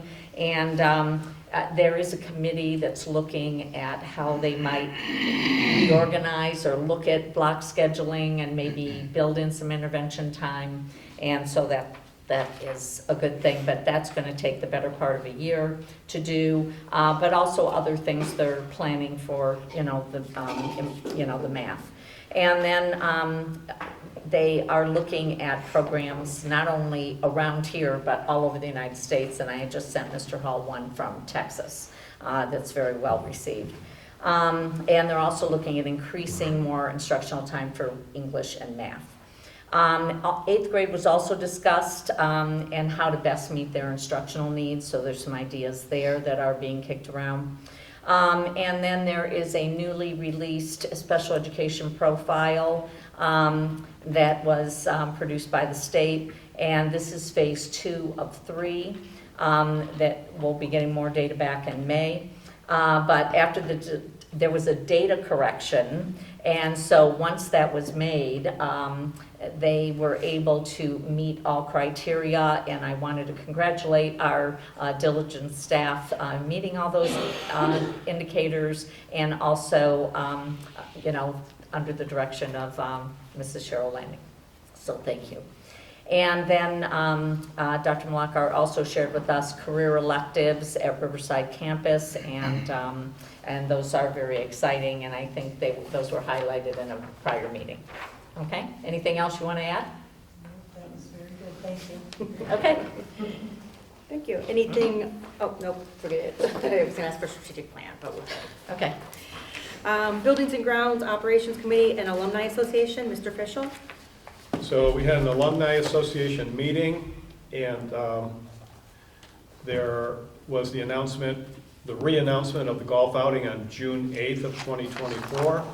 And the price per person will be, well, what it's going to cost us at the Alumni Association is $55.22 a player. Looking for donors and sponsors. There were 2 new lifetime members that joined, and I believe our treasurer, Mr. Pladko, I think you got them set up. Now they can take things online, payment. Finally take credit cards. Yeah. We'll So struggle to get it going. thank you for that, because that's been, they've been really looking forward to that, and that'll really help. Not just for membership, it's for the golf outing and everything else. Got payment links set up. It's specialized just for those events. And Yeah, and even buying T-shirts and hats and things, right? So thank you so much for getting that, because I know that, they've been looking forward to that, and it's now done and completed. And just some other little pieces of business here and there, and discussion about fundraisers and different things like that, and who's going to be handling the next Hall of Fame dinner, which again will be Mary Jane. So anyway, that's just a quick update on the alumni, on buildings and grounds. We got some information that the filters are being changed out. There's a biannual. That was the report, as I understand, from Mr. Arlesic. And so, that was done. And then the LaBooth gym floor replacement, there was discussion about that. And I think it was agreed that that needs to go forward without too much delay, as much as possible. Can I ask a question? Sure. With the LaBooth gym floors, I know we talked about, it was, I think, a couple of years ago, is there any consideration that those basketball hoops are being replaced as well, instead of having people stand up on like ladders and cranking that? Well, really scary? one thought that came up on that is if you put a floor over that, now that's not going to be It's gonna 10 have to be feet fixed anymore. anyway. So yeah, we do have to do some work with the basketball hoops, because we found a product, we're waiting, I think we're still waiting on the quote for that, but we found a product that we can put over top of the floor, so we don't have to abate it, which is a $6,000 savings. And by doing that, it's gonna actually, they won't be 10 feet anymore, they'll be 9 feet, 11 and a quarter, so we have to adjust it. So we have talked about that. What I They've learned. got sticks and stand up on the They leg. moved It's the not sticks to safe. move it. What I learned when I was there is that the one set is actually adjustable. I did not know that, Mhm. but it cranks up and down. It does. I was there for. But they're up and they stand on things that are Yeah, probably so on the we safest. we do need to work on what is in there, and we do have the project, we, again, should Okay, probably do I it. was just curious. Sorry, I just. No, You said it's basketball. a great question, and having new hoops, I'm sure would look great. So is the floor on the left side The whole. or the whole floor? The whole floor. Okay. And part of the idea is there are asbestos floor tiles that are cracking and breaking off. And so do you have to take all of that off and grind all the adhesive that's underneath that and, recover all of that? Well, with the new flooring, you can go right over it. Okay. Okay, so you can just cover it. And part of the question was, hey, do we disrupt school, right? And I think that Principal Bassich was saying, hey, I'd rather make arrangements to handle gym classes and anything else. I'd like to get it done as soon as possible. So Mr. Arlesic is in the process of getting quotes. Okay, and just one other question, because when I was on tour with Dr. Rotino, there's like a bowed wall, and what's happening with that? Well, I think I'm going to be going through this whole Bialowski report Yeah, and bringing some information to the buildings and grounds, and that probably will be one of the items. We did talk about that, I believe, we talked about getting that looked at as we were Yeah. doing the floor, that critical, I know that was one of the critical things on that list. Yeah. There's that, or Okay. part of it was get a structural engineer out to look at it. Well, See what Okay. that is. and if you'll recall in that meeting, I said that I understand you have to put that in there. Yeah. And I said, but the reality is, it's probably just tuck pointing, and they said that's probably the accurate part. So yes, we need to bring someone out that knows what they're doing. We might not have to pay for a structural engineer's report, but they have to put that in their report, lest they get sued. So, we're not gonna probably have to have that expense, but yes, that okay, will it will be be looked at. addressed. Okay, so, also, Mr. Arlesic had Roberts Roofing come out on that leaking roof above the chemistry room, and they did 11 core samples, and 1 was wet, 10 were dry, and Mr. Arlesic is waiting for a company that comes out that does infrared, and they will go ahead and scan the whole roof, give us a report, what is wet, what is dry, and that will inform us. Typically, the percentage is 25%. If more than 25% is wet, you're probably going to remove the roof and do the whole new system. If less than that is wet, then you can go ahead and go over it. And right now, 10 dry and 1 wet, as far as the plugs go, I think that it's encouraging. We'll find out more with the infrared report.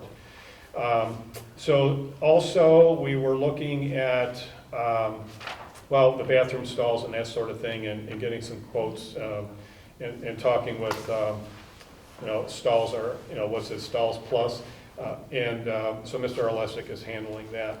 And then on the modulars, I think we're down to, there are no guarantees, we're just hoping to open them as soon as possible. So that's the buildings and grounds report. Mr. Arlesic, do you think there's anything else there? Infrared scanning was done last night. It's less than 25% wet. I've already put a call into Shane Shoemaker of Henry Products. I'm awaiting his return phone call. I requested him to send a team out to give us a proper quote and proposal for that roof to see what the cost is going to be. Okay, and on the, Thank you, Mr. Arlesic. thank you. On the, Let me just add one yeah, more thing. go ahead. Just understanding that with just a little bit of knowledge and understanding of some things, we could take a roof that may have cost whatever it might have been, $60,000, $70,000, $80,000, and reduce that down to $20,000. So that's what I'm saying in this report. There's going to be items where we can dramatically cut the cost, and I think automatically we could look at half. So I just want to offer that encouragement. While we're looking at $98 million, I don't think we're looking at anywhere near that. Okay, and on the bathrooms, you talked about stalls, but are you addressing there was some kind of plumbing issue at Lamuth with the bathrooms, or something was mentioned about that? Yeah, we are, we're waiting on a quote to kind of look at the Lamuth on the first floor. Okay. The actual auto flush system is Yeah, antiquated and that's needs to it. be, Right. needs to be replaced. So that's actually a bigger project than just stalls. Yeah. It's more of tearing it out. Okay. And the encouraging part of that is that's the only place that we have to look at that. That's the only one that's got. So all the other bathrooms, we don't have to worry about that. Yeah. And that's it. Thank you. That brings us to the Policy Committee, Legislative Liaison, Mrs. Grassi. So much. So if we're going to have a policy committee, are we going to have, are we? Neola just contacted us. We have our first initial meeting on March 8th. They haven't even released Okay. the actual update yet.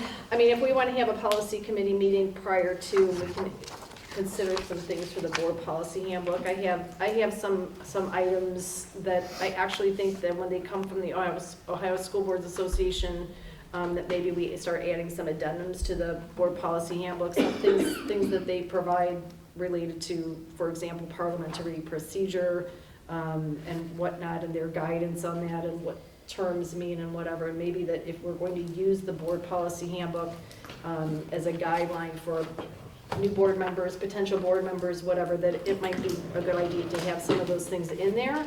And so we could discuss that at our policy meeting. I have them. I just thought they were really helpful. I read those things when they come out. So there's that. On the legislative front, it's interesting about the science of reading that is currently, it's been implemented by the state of Ohio, and as we follow all those guidelines and whatever that we're supposed to be doing, that is currently under litigation. There's a court case in Franklin County, and the plaintiffs have asserted that that was illegally implemented because that policy was put into place during the budget, in the budget bill, and the budget bill is an appropriations bill, not a policy bill.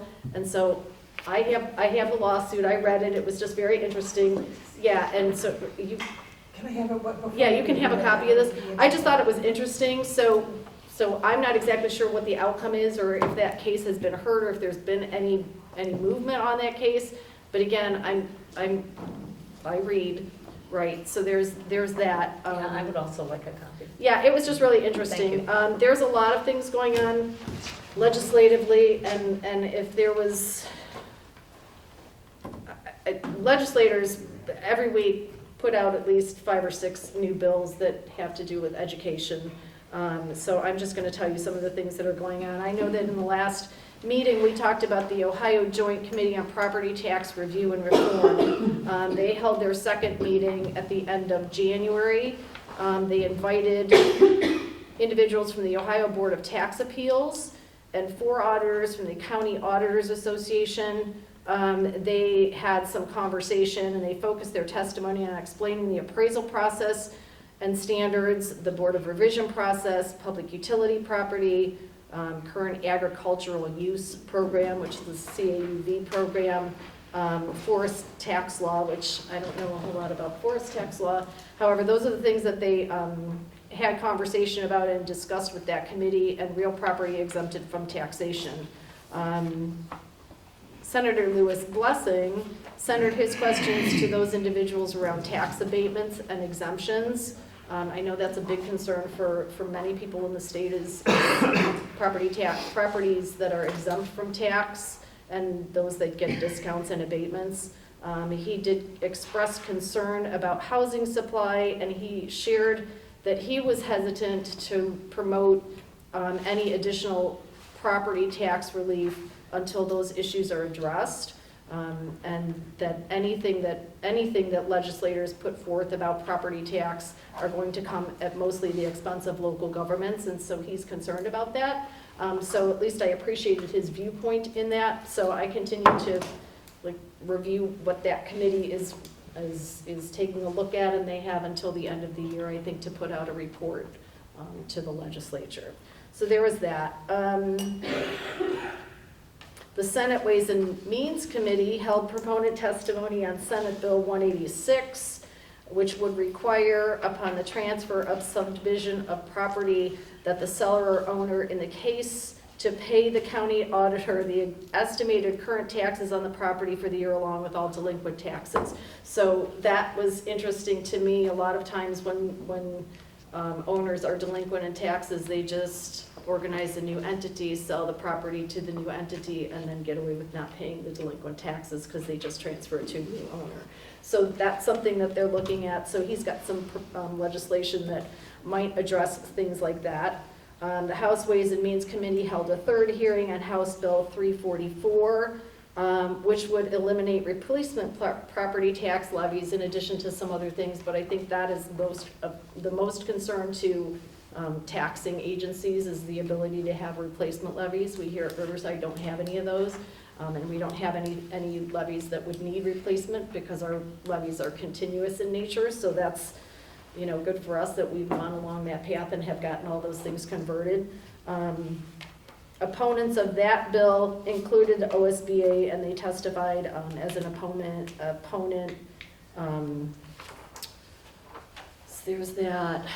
The Ohio Department of Education and Workforce came out with and announced individual institutions of higher learning that are approved for Ohio Teacher Boot Camp Program. I don't know if anybody here is aware of that program. I just thought it was interesting. I read that yesterday. So Ohio Governor Mike DeWine and the director of the Governor's Office of Workforce Transformation announced that 8 institutions of higher education received approval to offer Ohio's Teacher Boot Camp Program, which creates a first-hand experience for up to 655 Ohio K-12 educators. Teacher boot camps connect educators to local businesses so they can learn more about the in-demand skills needed to be successful in the current workforce. The program aims to help educators better prepare students for career readiness upon graduation.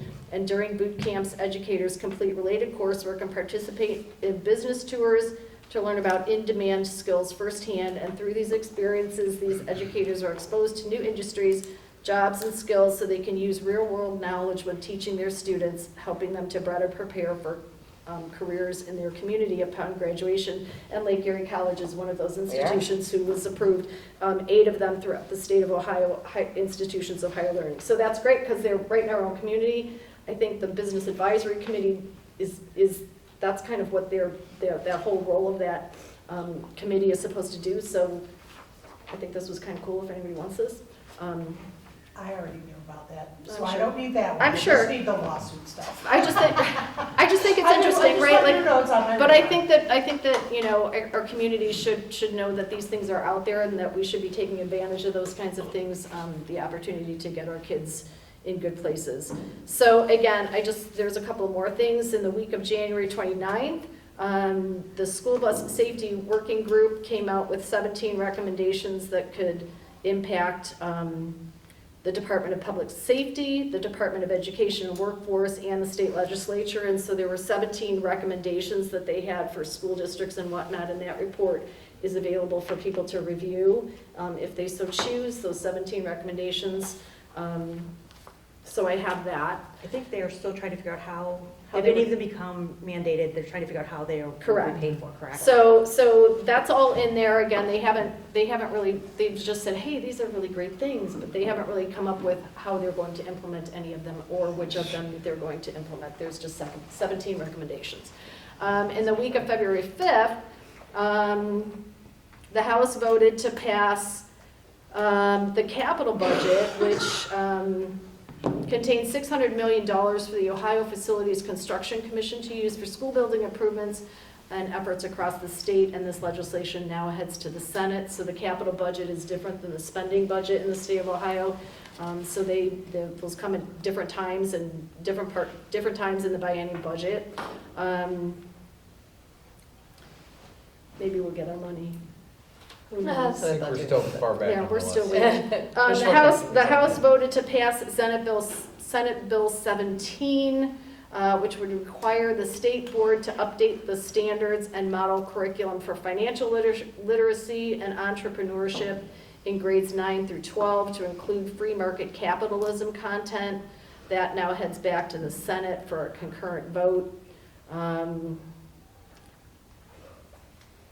The House Ways and Means Committee amended House Bill 344, which would eliminate replacement property tax levies. So as I said, it's kind of going back and forth. People want property tax reform. It's just that they're not exactly sure how to go about doing it. The House Ways and Means Committee accepted a substitute version of House Bill 263, which would authorize a property tax freeze for certain owner-occupied homes. The substitute version would allow the age to qualify for those property tax freezes to be reduced from 70 to 65. They would mandate that the occupancy requirement is reduced from 10 years to 2 years. They would change the income qualification from $70,000 to $50,000 or less annually, and they would reduce the valuation of the home from $1 million to less than $500,000. So there's those things. Again, the Joint Committee on Property Tax Review, again, they had another meeting where they also heard from the Ohio Chamber of Commerce, the National Federation of Independent Business, and the Ohio Business Roundtable, and the Ohio Farm Bureau. So that committee is really bringing in a lot of different groups around the state of Ohio to have some indication of what's going on with property taxes and how they can fix that and how that affects all these groups around the state of Ohio. A couple more. I'm not done yet. And then the week of February 12th, the State Board of Education, I just think this one was interesting to me. The State Board of Education was going to be required to move out to Reynoldsburg, Ohio, and now that's not happening. They're staying in Columbus and they're moving right down the street. There's so much infighting going down there in Columbus. I just chuckle. Anyway, some new bills that were introduced. House Bill 407 would require chartered non-public schools that participate in certain scholarship programs to report student performance to the Department of Education and Workforce and to be compared to other schools located in that school district and make the data publicly accessible on a website. To me, that is huge. We have a lot of money that goes to non-public and non-chartered schools that we don't get to see how their student results are. I think this would go a long way in seeing that happen. And then there was House Bill 411, which was introduced, which would make the attempt to increase base teacher salary to $50,000 across the state of Ohio. So that is what that is. I'm not going to go any farther than that. There's a lot of districts that can't pay that. A lot of districts in rural communities that are not paying that. I know we're not even paying that as a base salary. So again, there's a lot of stuff that goes on legislatively. I sometimes feel that we don't address those things or have knowledge of those things as a community enough. And if these issues are important to us, we need to advocate and we need to say these things are important. And if they are, like, let people know that these issues are important to this district and why. And contact your legislators. That's all I have. Thank you. All right, that brings us to the superintendent's report. All right, well, as promised, first up is Dr. Malacher to talk a little about our interventions, starting with math. So this is to build upon what Mrs. Brewster talked about, and also Mr. Fischel last year, we had gone over this. So when Mrs. Brewster started on the programs committee, she asked for some information on interventions that we were doing to help support not only support and address the math concerns that we had, but the reading concerns. And so we had this document that we put together. You can see by grade level in math, we are approaching some or targeting all the way from third grade, all the way up through geometry and algebra 2. We have a variety, and this will be on the website so you can access it, but so I'm not going to go through each one individually because it will, if you don't know what do the math is, it's not going to really matter to you that we do it in 3rd through 5th grade as an intervention. What I will say is you could look at the frequency, which is the important kind of column to see how often kids are getting the information. And then in the notes, I noted whether it was remediation, meaning we're working on skills that students were supposed to have already learned, or if it's a proactive program. So, like in 8th grade, we have Zern, which is an online program, but that's a proactive program to build foundational skills. We're not going back and targeting kids maybe who failed a test, who are we know who are not at grade level. So there's some proactive things going on, and there's some remediation things going on with math, but you can see we have several opportunities to start addressing some of the deficiencies that we see in math. The other piece that you'll see in the notes section is where some of the funding came from. So do the math. We had hoped it was going to be completely grant funded. It was not, but the tutors are grant funded through Lake Erie. So we got a little bit of support for some materials, and then we're also getting tutoring that's helping the actual tutors that come to help students. 6th grade and 7th grade using that, the ZERN program, and 8th grade also is free from ODE this year. That's an online program. The mentoring program that is going to be run by Torchlight, which is a community-based organization, pairing high school students up with 6th and 7th grade students, working on academics and social skills. That is an after-school program. It's opt-in for parents, and we're going to target the academic piece of it. Will be targeted to math 2 times for a month for 2 hours. That was also through a grant, so that is free, and it's run by Torchlight. As you go down, you can see there's some things, the Algebra 1 using Success Maker, that is a program that we paid for as a district, so you can just see it's proactive building foundational skills. But Signition, which is the online tutoring, which is remediation, is also free from ODE. So, and then Dr. Rotino, if you want to flip to the next one. Oh, sorry, wrong button. That's all right. We're not going backwards at this point. Nope, We need now to just it's- keep moving forward. No, it's not working. For a variety of reasons, I feel that way.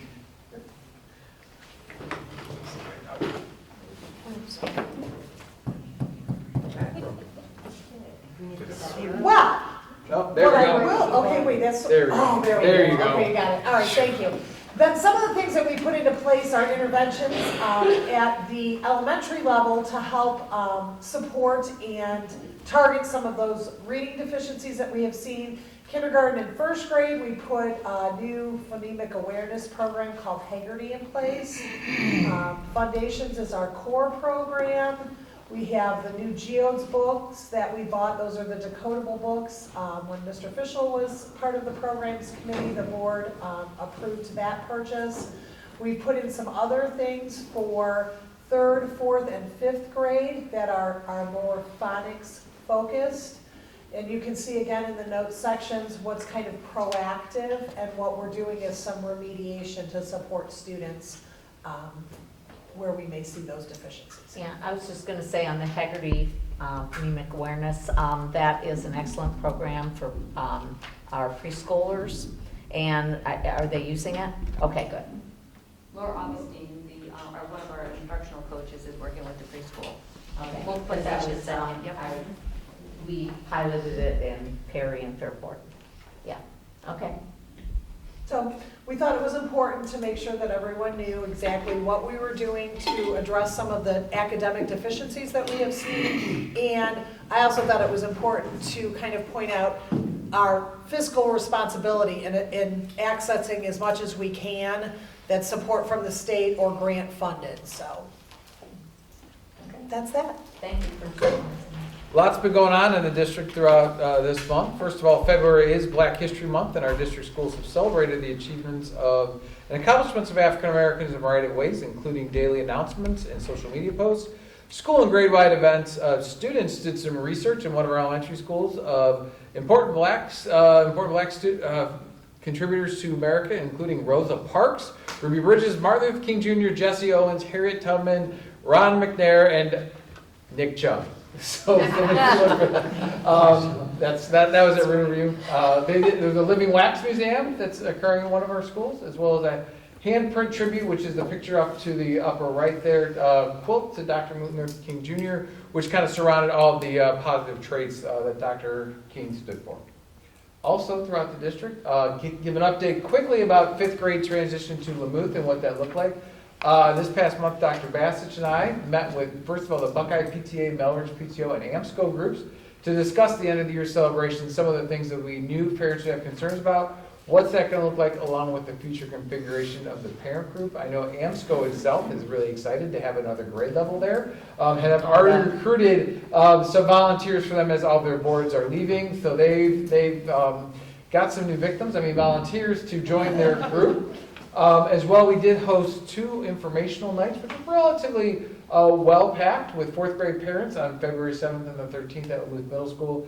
Answered a lot of their questions, showed them around to some of the facilities that their students will be using, and really there was an overall positive vibe about that change and that move. So really great nights as well.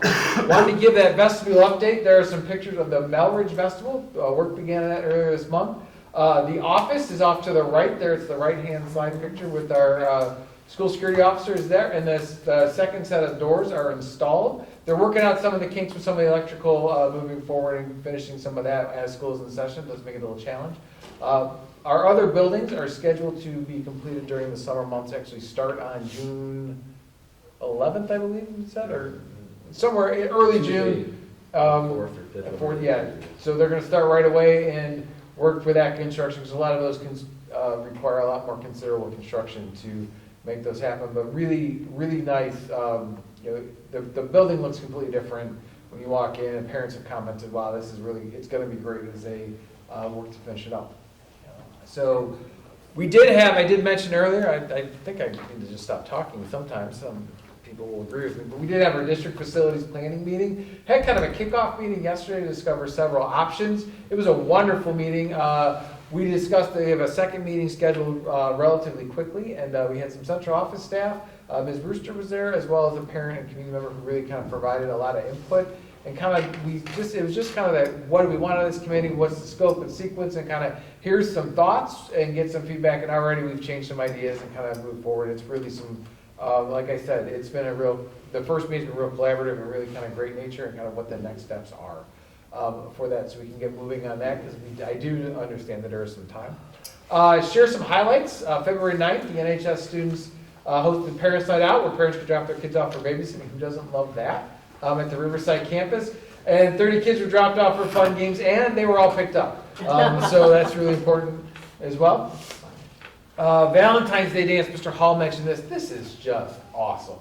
On Valentine's Day, the campus hosted its annual Valentine's Day dance for all students across Northeast Ohio. We had more than 300 students with special needs, staff and volunteers attend. It was such a cool, I can't say about how schools from all over Northeast Ohio came, and their students, and everyone was having a great time. And I did share with my wife that it was going on, and she actually had tears in her eyes. This is awesome. And I think Mayfield will try to join next year. So, Lake County Choir Festival, another just great event. This was actually on conference night, but February 15th, we hosted the annual Lake County Choir Festival. 350 choir students from Kirtland, North, Wycliffe, Perry, Harvey, Madison, and Lake Catholic attended and performed. They collaborated together. There was a whole bunch of great group singing. As you were walking in and out of conferences, you could stop into the auditorium and hear some of the great things that were happening, and just the collaboration that they had between them. And just Mr. Bergerfeld puts on some great opportunities, and he kind of really worked to put this together. It was awesome. And just kind of a neat thing. And also for our families to see that as they move through. Also, the auditorium was packed. Wanted to provide a brief winter sports update. Our seasons are winding down. Our girls basketball team finished 10-0 in the Western Reserve Conference. I believe they were 16-6 overall. They did lose in the first round. They drew a hard Hudson King, kind of pulled in the way that they came. They ended up losing Hudson in a great game, came down to the wire, but unfortunately they didn't make it out of that first round of sectionals. But great season by the girls. They were WRC champs. Our boys basketball is 5-5, and they finished 4th. They didn't have some injury issues as they went through. They play in the sectional semifinals February 28th against Akron. I think it's Akron Garfield, or it's one of the Akron schools. They're down in Akron. I don't know what it is. Boys swim and dive finished 2nd in the WRC, and the girls finished 4th. Their season is complete. We do girls gymnastics finished 3rd in the WRC, and we have one athlete who is on her way to the state meet in Florida, and that's coming up on an upcoming Sunday. Wrestling finished 2nd in the WRC. Their sectionals are this weekend, and we are anticipating a few of our wrestlers making it out pretty far into districts and also state. So we're looking forward to kind of seeing what they have coming up, because they got some who are pretty stacked.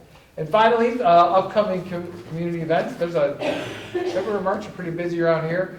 March 23rd, we got the annual Easter egg hunt. The community Easter egg hunt will have the Easter Bunny and the Riverside Beaver will be here.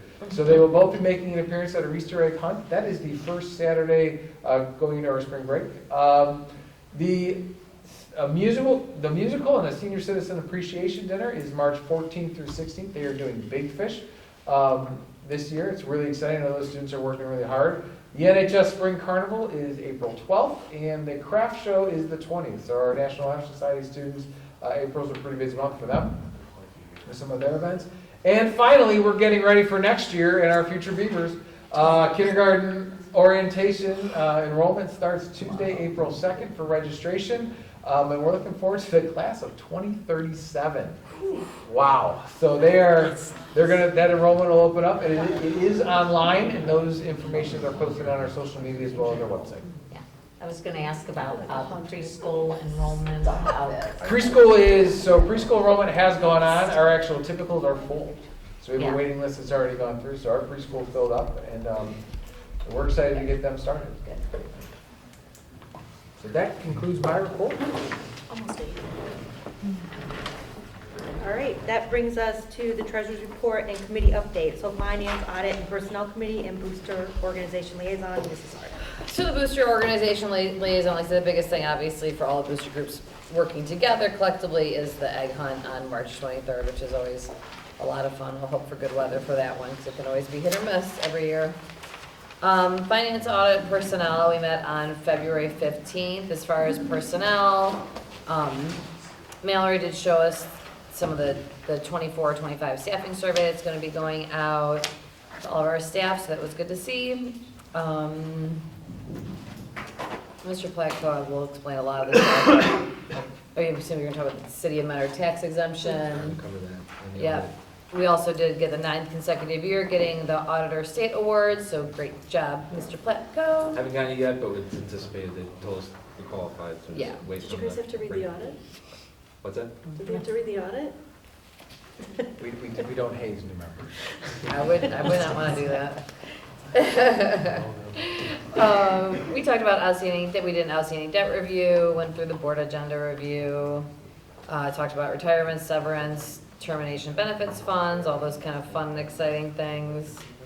Also talked about the handbook updates that we'll be discussing further. And I'll let Mr. Platko do the rest of it. Right.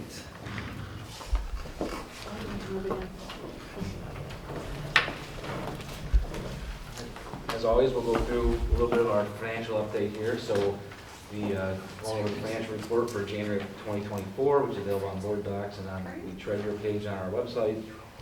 The total fund balance, the total cash balance of all our funds was $34.8 million. Of that, the general fund is $19.1 million, and the permanent improvement fund, the unencumbered balance is currently just shy of $5.7 million. January is typically our lowest cash month, as it's right before our next tax advances and settlements come in, so January is always the lowest cash balance month. Thought it was kind of fun to look back to the first January I was here back in January of 2017, just to see how we've compared and how things have improved over the years. So currently our unencumbered, so our general fund balance is $19.1 million. Once you factor in all your outstanding purchase orders and encumbrances, it's at $14.7 million. Back in January of 2017, our unencumbered general fund balance was $156,000. So I do too. We typically would have to borrow money to payroll in early February was a common theme prior to me coming, and even that year was right on the edge. Our total cash balance of all of our funds back then was $13.1 million, which included $9.5 million of a bond anticipation note because we passed the bonds to the bond levy to build Parkside and Riverview. So if you deduct $9.5 million, that takes you down to about just under $4 million was our total fund balance of all of our funds. And we're currently at 34.8. The permanent improvement fund, we have we currently have $9 million in the permanent improvement fund. We have $3.3 million in outstanding for the vestibule project, bus purchases, things like that. So our unencumbered balance was $5.7 million. Our fund balance in January of 2017 was $81,897, with an additional $275,000 in purchase orders for a negative $193,000, which was our permanent improvement fund then. So a lot has changed since 2017. Good job. Going back to January of 2024, we're currently 58.33% through the fiscal year. Our revenue's at 50.02%. That's because we'll get a large chunk when the property taxes come in. Expenditures are trending a little low at 56.1%. On the next slide here, just some revenue statistics. General fund, $870,000 was our revenue for January.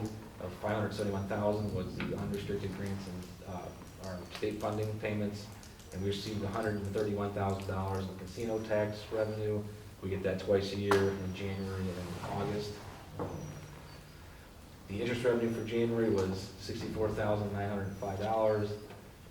Still getting a 5.51% interest rate at Star Ohio and 3.78 through Red Tree, so overall yield was 4.69% on those funds. And our January expenditures were just over $4.1 million. So when you think of, we had a $156,000 cash balance 7 years ago, and our expenditures were obviously not as high as $4.1 million, but obviously that was a big concern back then. Some additional updates, we received a $40,000 grant through the Ohio Bureau of Workers' Compensation School Safety and Security Grant. It's a 3-to-1 grant where the workers' compensation will pay, basically 75%, we pay 25%. We're using those grant funds for additional cameras here at the Riverside campus, so some exterior coverage that was lacking, like outside of the stadium, behind the field house and some of those areas. And then the additional door card readers, so we're implementing the badge system. We're putting some the things on the doors in the back, so when the teachers can come in, they can use their badge again instead of normal keys.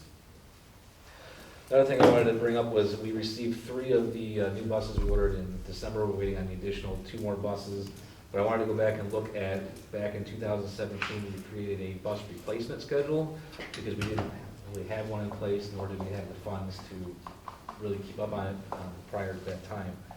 So back in 2017, I created a spreadsheet of our bus. We had about 60 buses in our fleet, and we had 16 buses over 12 years old. So each one's a year, we kind of staggered out. The ones in red are ones that are more than 12 years old.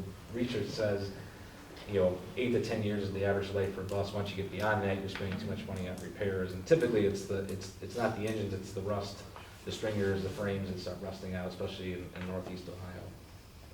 So back then, we developed a plan to purchase 5 buses a year over time to start phasing that out. And at the time, we had projected to get caught up in 2026, buying 5 buses a year. We accelerated that because we got to projections over the year.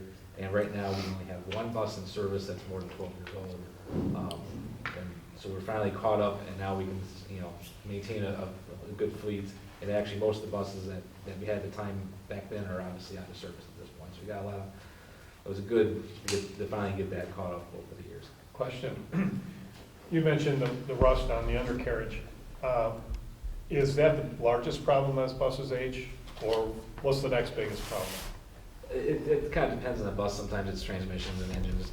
Okay, so you do get into the transmissions. Right.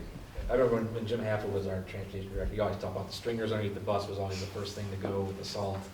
And that was always, at some point, your mechanics are spending too much time just trying to keep up with it rather than. We don't have enough Band-Aids for that. Right.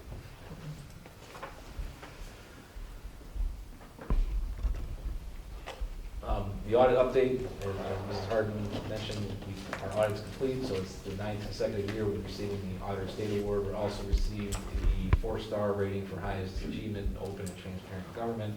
It's an annual review and award they hand out if you implement 5 or more best practices that the Auditor State has deemed important. So, as everyone knows, we're always focused on open transparency, and we keep a lot of information on our website and things like that to keep that rating. That's great. And the last is the City of Mentor and Painesville land dispute. And you're going, why does this involve Riverside? You may have seen there's been 2 news articles on, well, there's been one in the News Herald that kind of summarizes this. There's also been 2 covered by News Channel 5 twice. I was actually at Mentor City Council meeting Tuesday and spoke.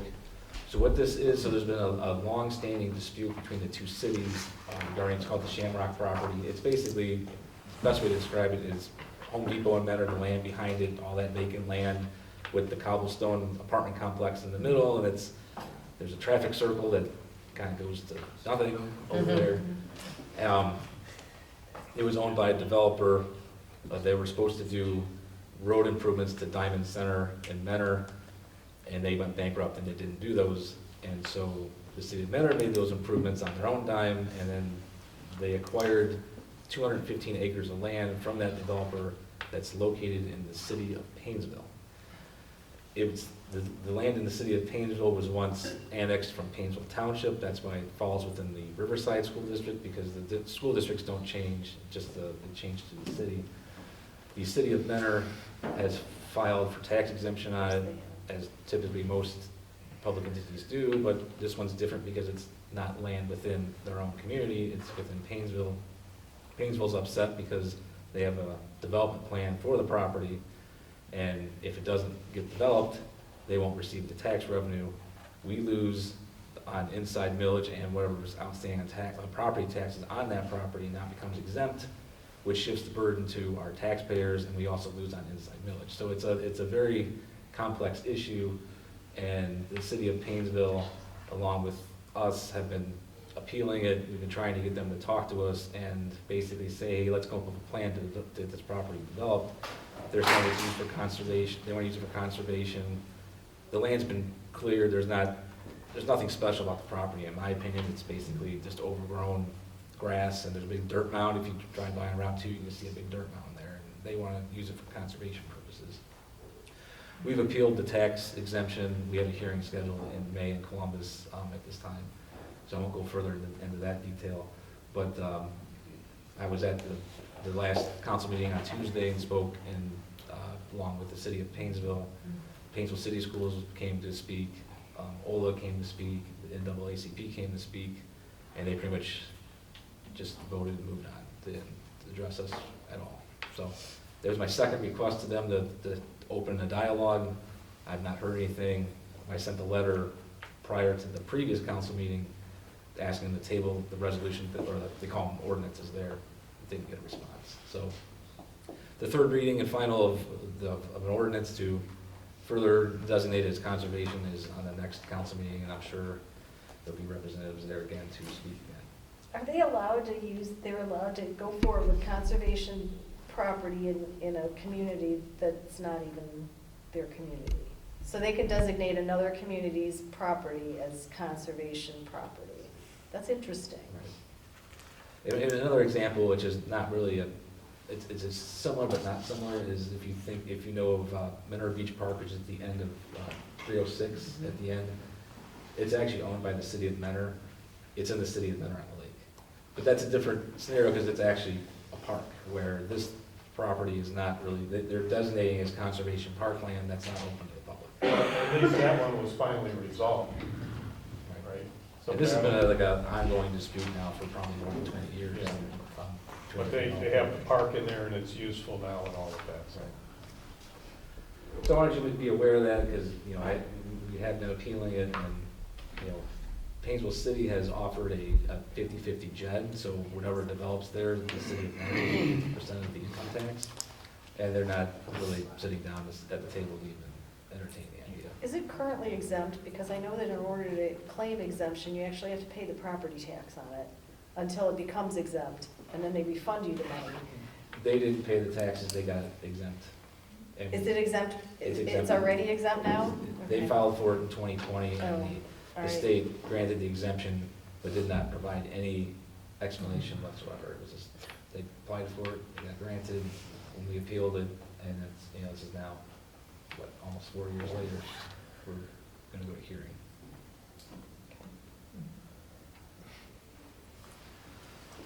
Any other questions on that one? I believe that concludes my report. Thank you.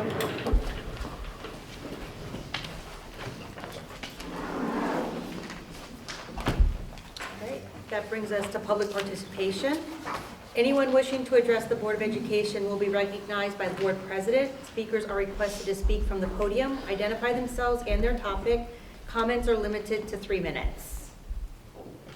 Thank you. Yes. I guess it's not a mic, huh? All right, my name is Brian Massey, 8196 Rainbow Drive. Several things to talk about, primarily property taxes. But first, I'd like to agree with Mr. Fischel. I do have a video of Mr. Tom Hack saying that he was on the Building and Grounds Committee for 10 years and never spent a dime, and he was very proud of that. So I will be glad to send that video to the school board members.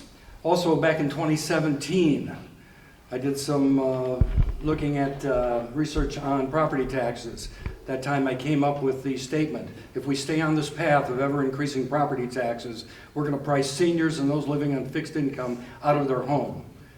Back in 2023, Auditor Galloway told me that there's going to be a huge increase in 2024 because of the sexennial revaluation that's mandatory by the state of Ohio. He said, but in your calculations, he wanted me to use 30%.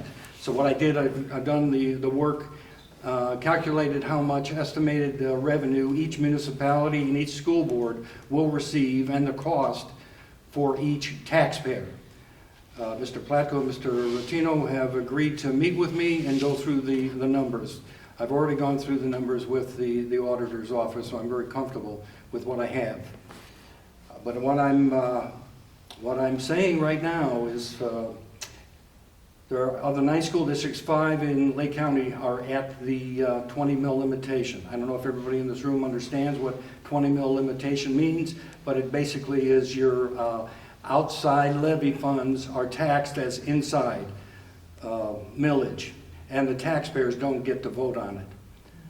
So what will happen is in 2024, the revaluation will take place. In 2025, the tax will be collected. We've calculated that at 30% number, people will pay $210 per $100,000 of market value. I happen to pay, and I'm going to be paying the next over $1,000 to the school. When I look back at what I've paid into the school over the years, it's a lot of money. And I don't want to be priced out of my home. I'm having seniors from the Riverside School District calling me up. I had an 86-year-old woman that said she'd been in her home for 54 years. She and her husband built it. She's just got her tax bill for 2024. And I said, and it went up about 15%. She says, I can't afford it. I'm going to be priced out of my home. I said, wait until you get the 2025 bill.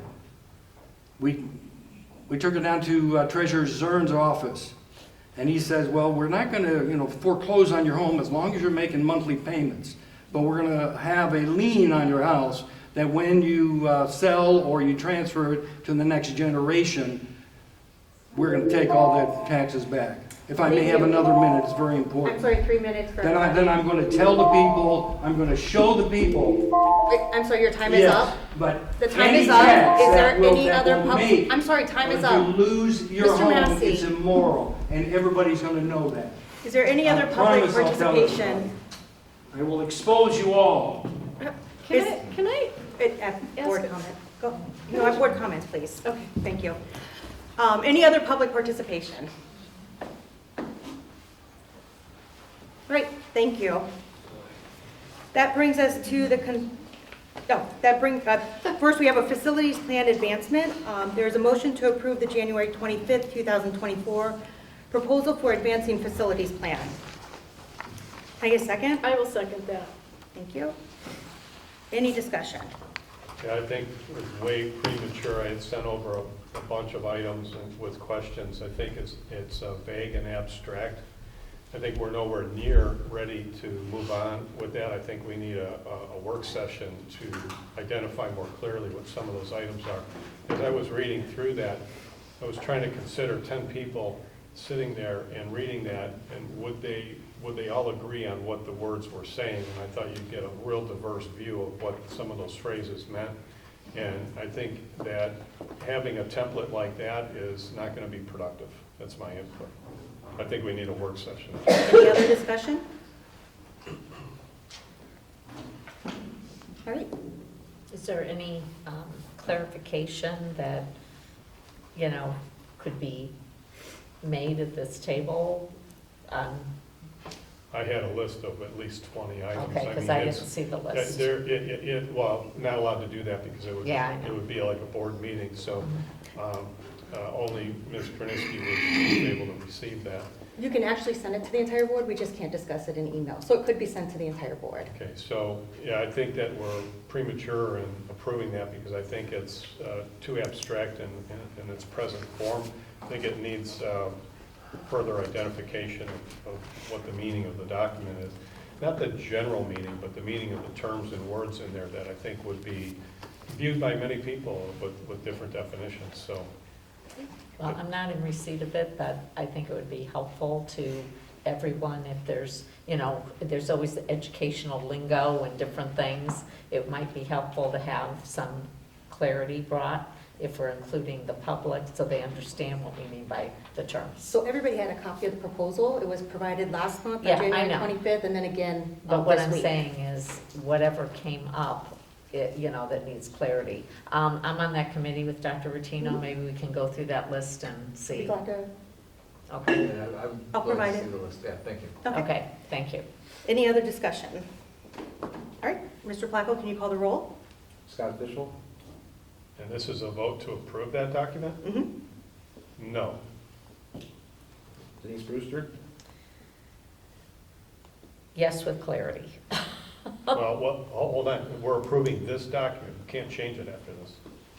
You can always vote on a revision in the future. Just saying, we're voting on this document, it's not ready, we're voting on it today. So A or nay? I guess I'm going to say nay as long as we don't have the clarity. Jennifer Harden? Aye. Lori Kniske? Aye. Linda Grassi? Aye. Motion carried.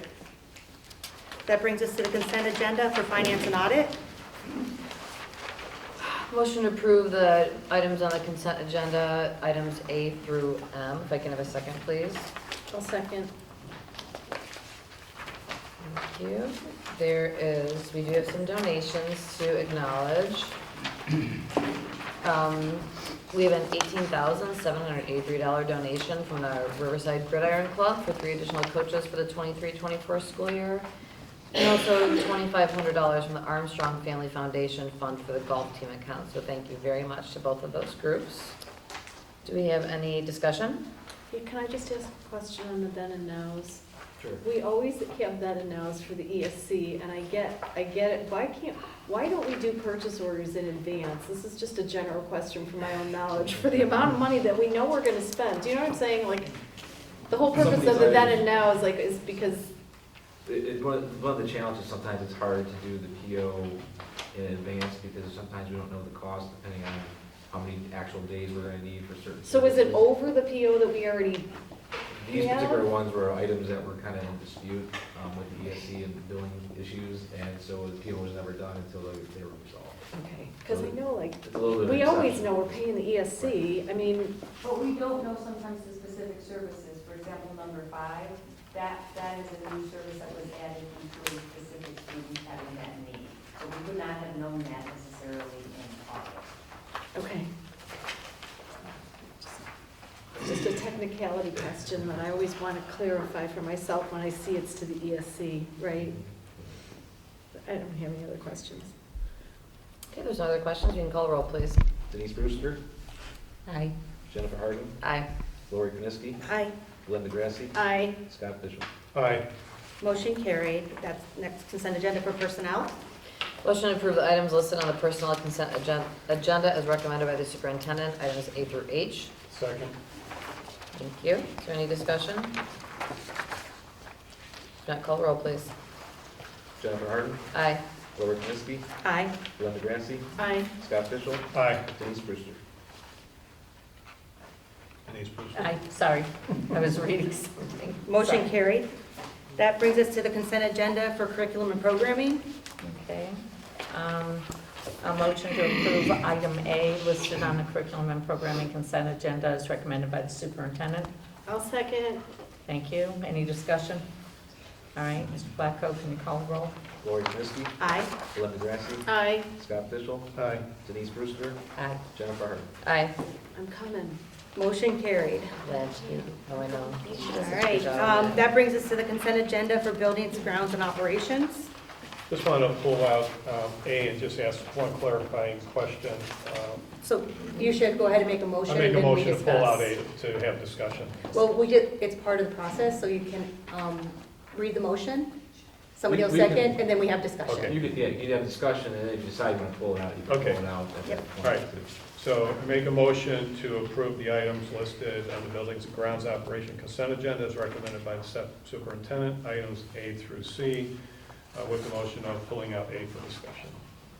Second it. We can't do that. No, you just got to read it, and then the discussion. After the discussion, if you want to pull it, you can make that motion.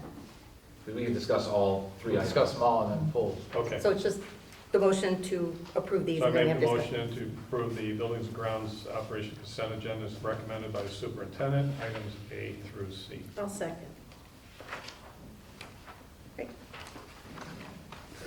Discussion? I'd like to ask about A. You know, you said it was a 3-to-1 grant. Is that part of that? Yes, the items A and B were going to be covered by the grant. Well, because you had A and B together, they're about, I think they're about 75, 80,000. And so my question was, is that our actual cost, or is that the total cost? That's the total cost. And a fourth of that is our cost? You basically take items A and B have together, take 40,000 off, that's our Okay. cost. So, any further discussion?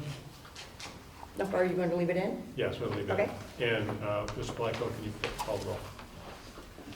Deborah Grassi, Aye. Scott Fishel, Aye. Denise Brewster, Aye. Jennifer Harden, Aye. Lori Kniske. Aye, motion carried. That brings us to Board of Education update. I have two. Go for it. Nice job on summer camp. Every year I say I'm going to come to summer camp, and Mrs. Bielko does such a great job, and I just want to, I just want to tell the members of this community what a fabulous job she does at it, and the most awesome things that those kids get to do. I want to come to camp every year, and I can't get the time off of work. But for people who are looking for things for their kids to do over the summer, or if they have needs for their kids to be doing things, that I would highly encourage them for the price that we charge them. And we do offer them transport. Do we offer them transportation? No, I don't remember. Do we? We should. But we, like, no, it was Dewey, not should we. We don't. Dewey, we don't. You can't? No. Okay, but they do such great things, and I just want our community to understand that they have those options available to them, and for the price that we provide, it's a great thing. The second thing I wanted to say was, in response to some of the public comment that we got, the school district is not responsible for legislated property taxes. I want to make sure that the community hears that loud and clear, so that no matter how many times somebody comes here and speaks about like the disgust they have with the property taxes that they pay in this district and in their communities, that is not under the purview of the Board of Education. We levy taxes, yes, we ask for people to vote to pass bond levies or to pass, operating levies, but we have absolutely no control over how property taxes are levied, how they're assessed, how they're collected, what they go for. Like, at the end of the day, that is your legislators, and please stop coming to the Board of Education and making those complaints. We have no purview over that. Thank you. I just want to I had a chance to visit Lamouth with Dr. Tino and Dr. Bassett, just to kind of get a look at some of the plans for the fourth graders to be fifth graders that'll be coming up. It's exciting. I think there's a lot of excitement and good ideas coming out of this planning, and I think a lot of great opportunity for the kids from Melridge and Buckeye when they come up. So I think you guys are doing a great job. Thank you. And thank you for another clean audit, Gary and Mike and your department. That's quite a record. Thank you. Thank you. And thank you for a wonderful pipeline. It was very nicely done. I didn't get mine yet. Any other Board of Education updates? All right, so be it resolved that the Riverside Local School District Board of Education hereby adjourns to executive session at 8:28 p.m. to discuss negotiations and personnel matters relating to the employment of public officials Discipline and Compensation, and the Riverside Local School District Board of Education hereby designates all matters discussed in this executive session as strictly confidential and finds that this designation is warranted because of the status of this matter and the need to preserve confidentiality to properly conduct the business of the Board of Education. Can I get a second? Second. Thank you. And Mr. Placco, can you call roll? Scott Fishel, Aye. Denise Brewster, Aye. Jennifer Harden, Aye. Lori Kniske, Aye. Belinda Grassi. Aye. Motion carried.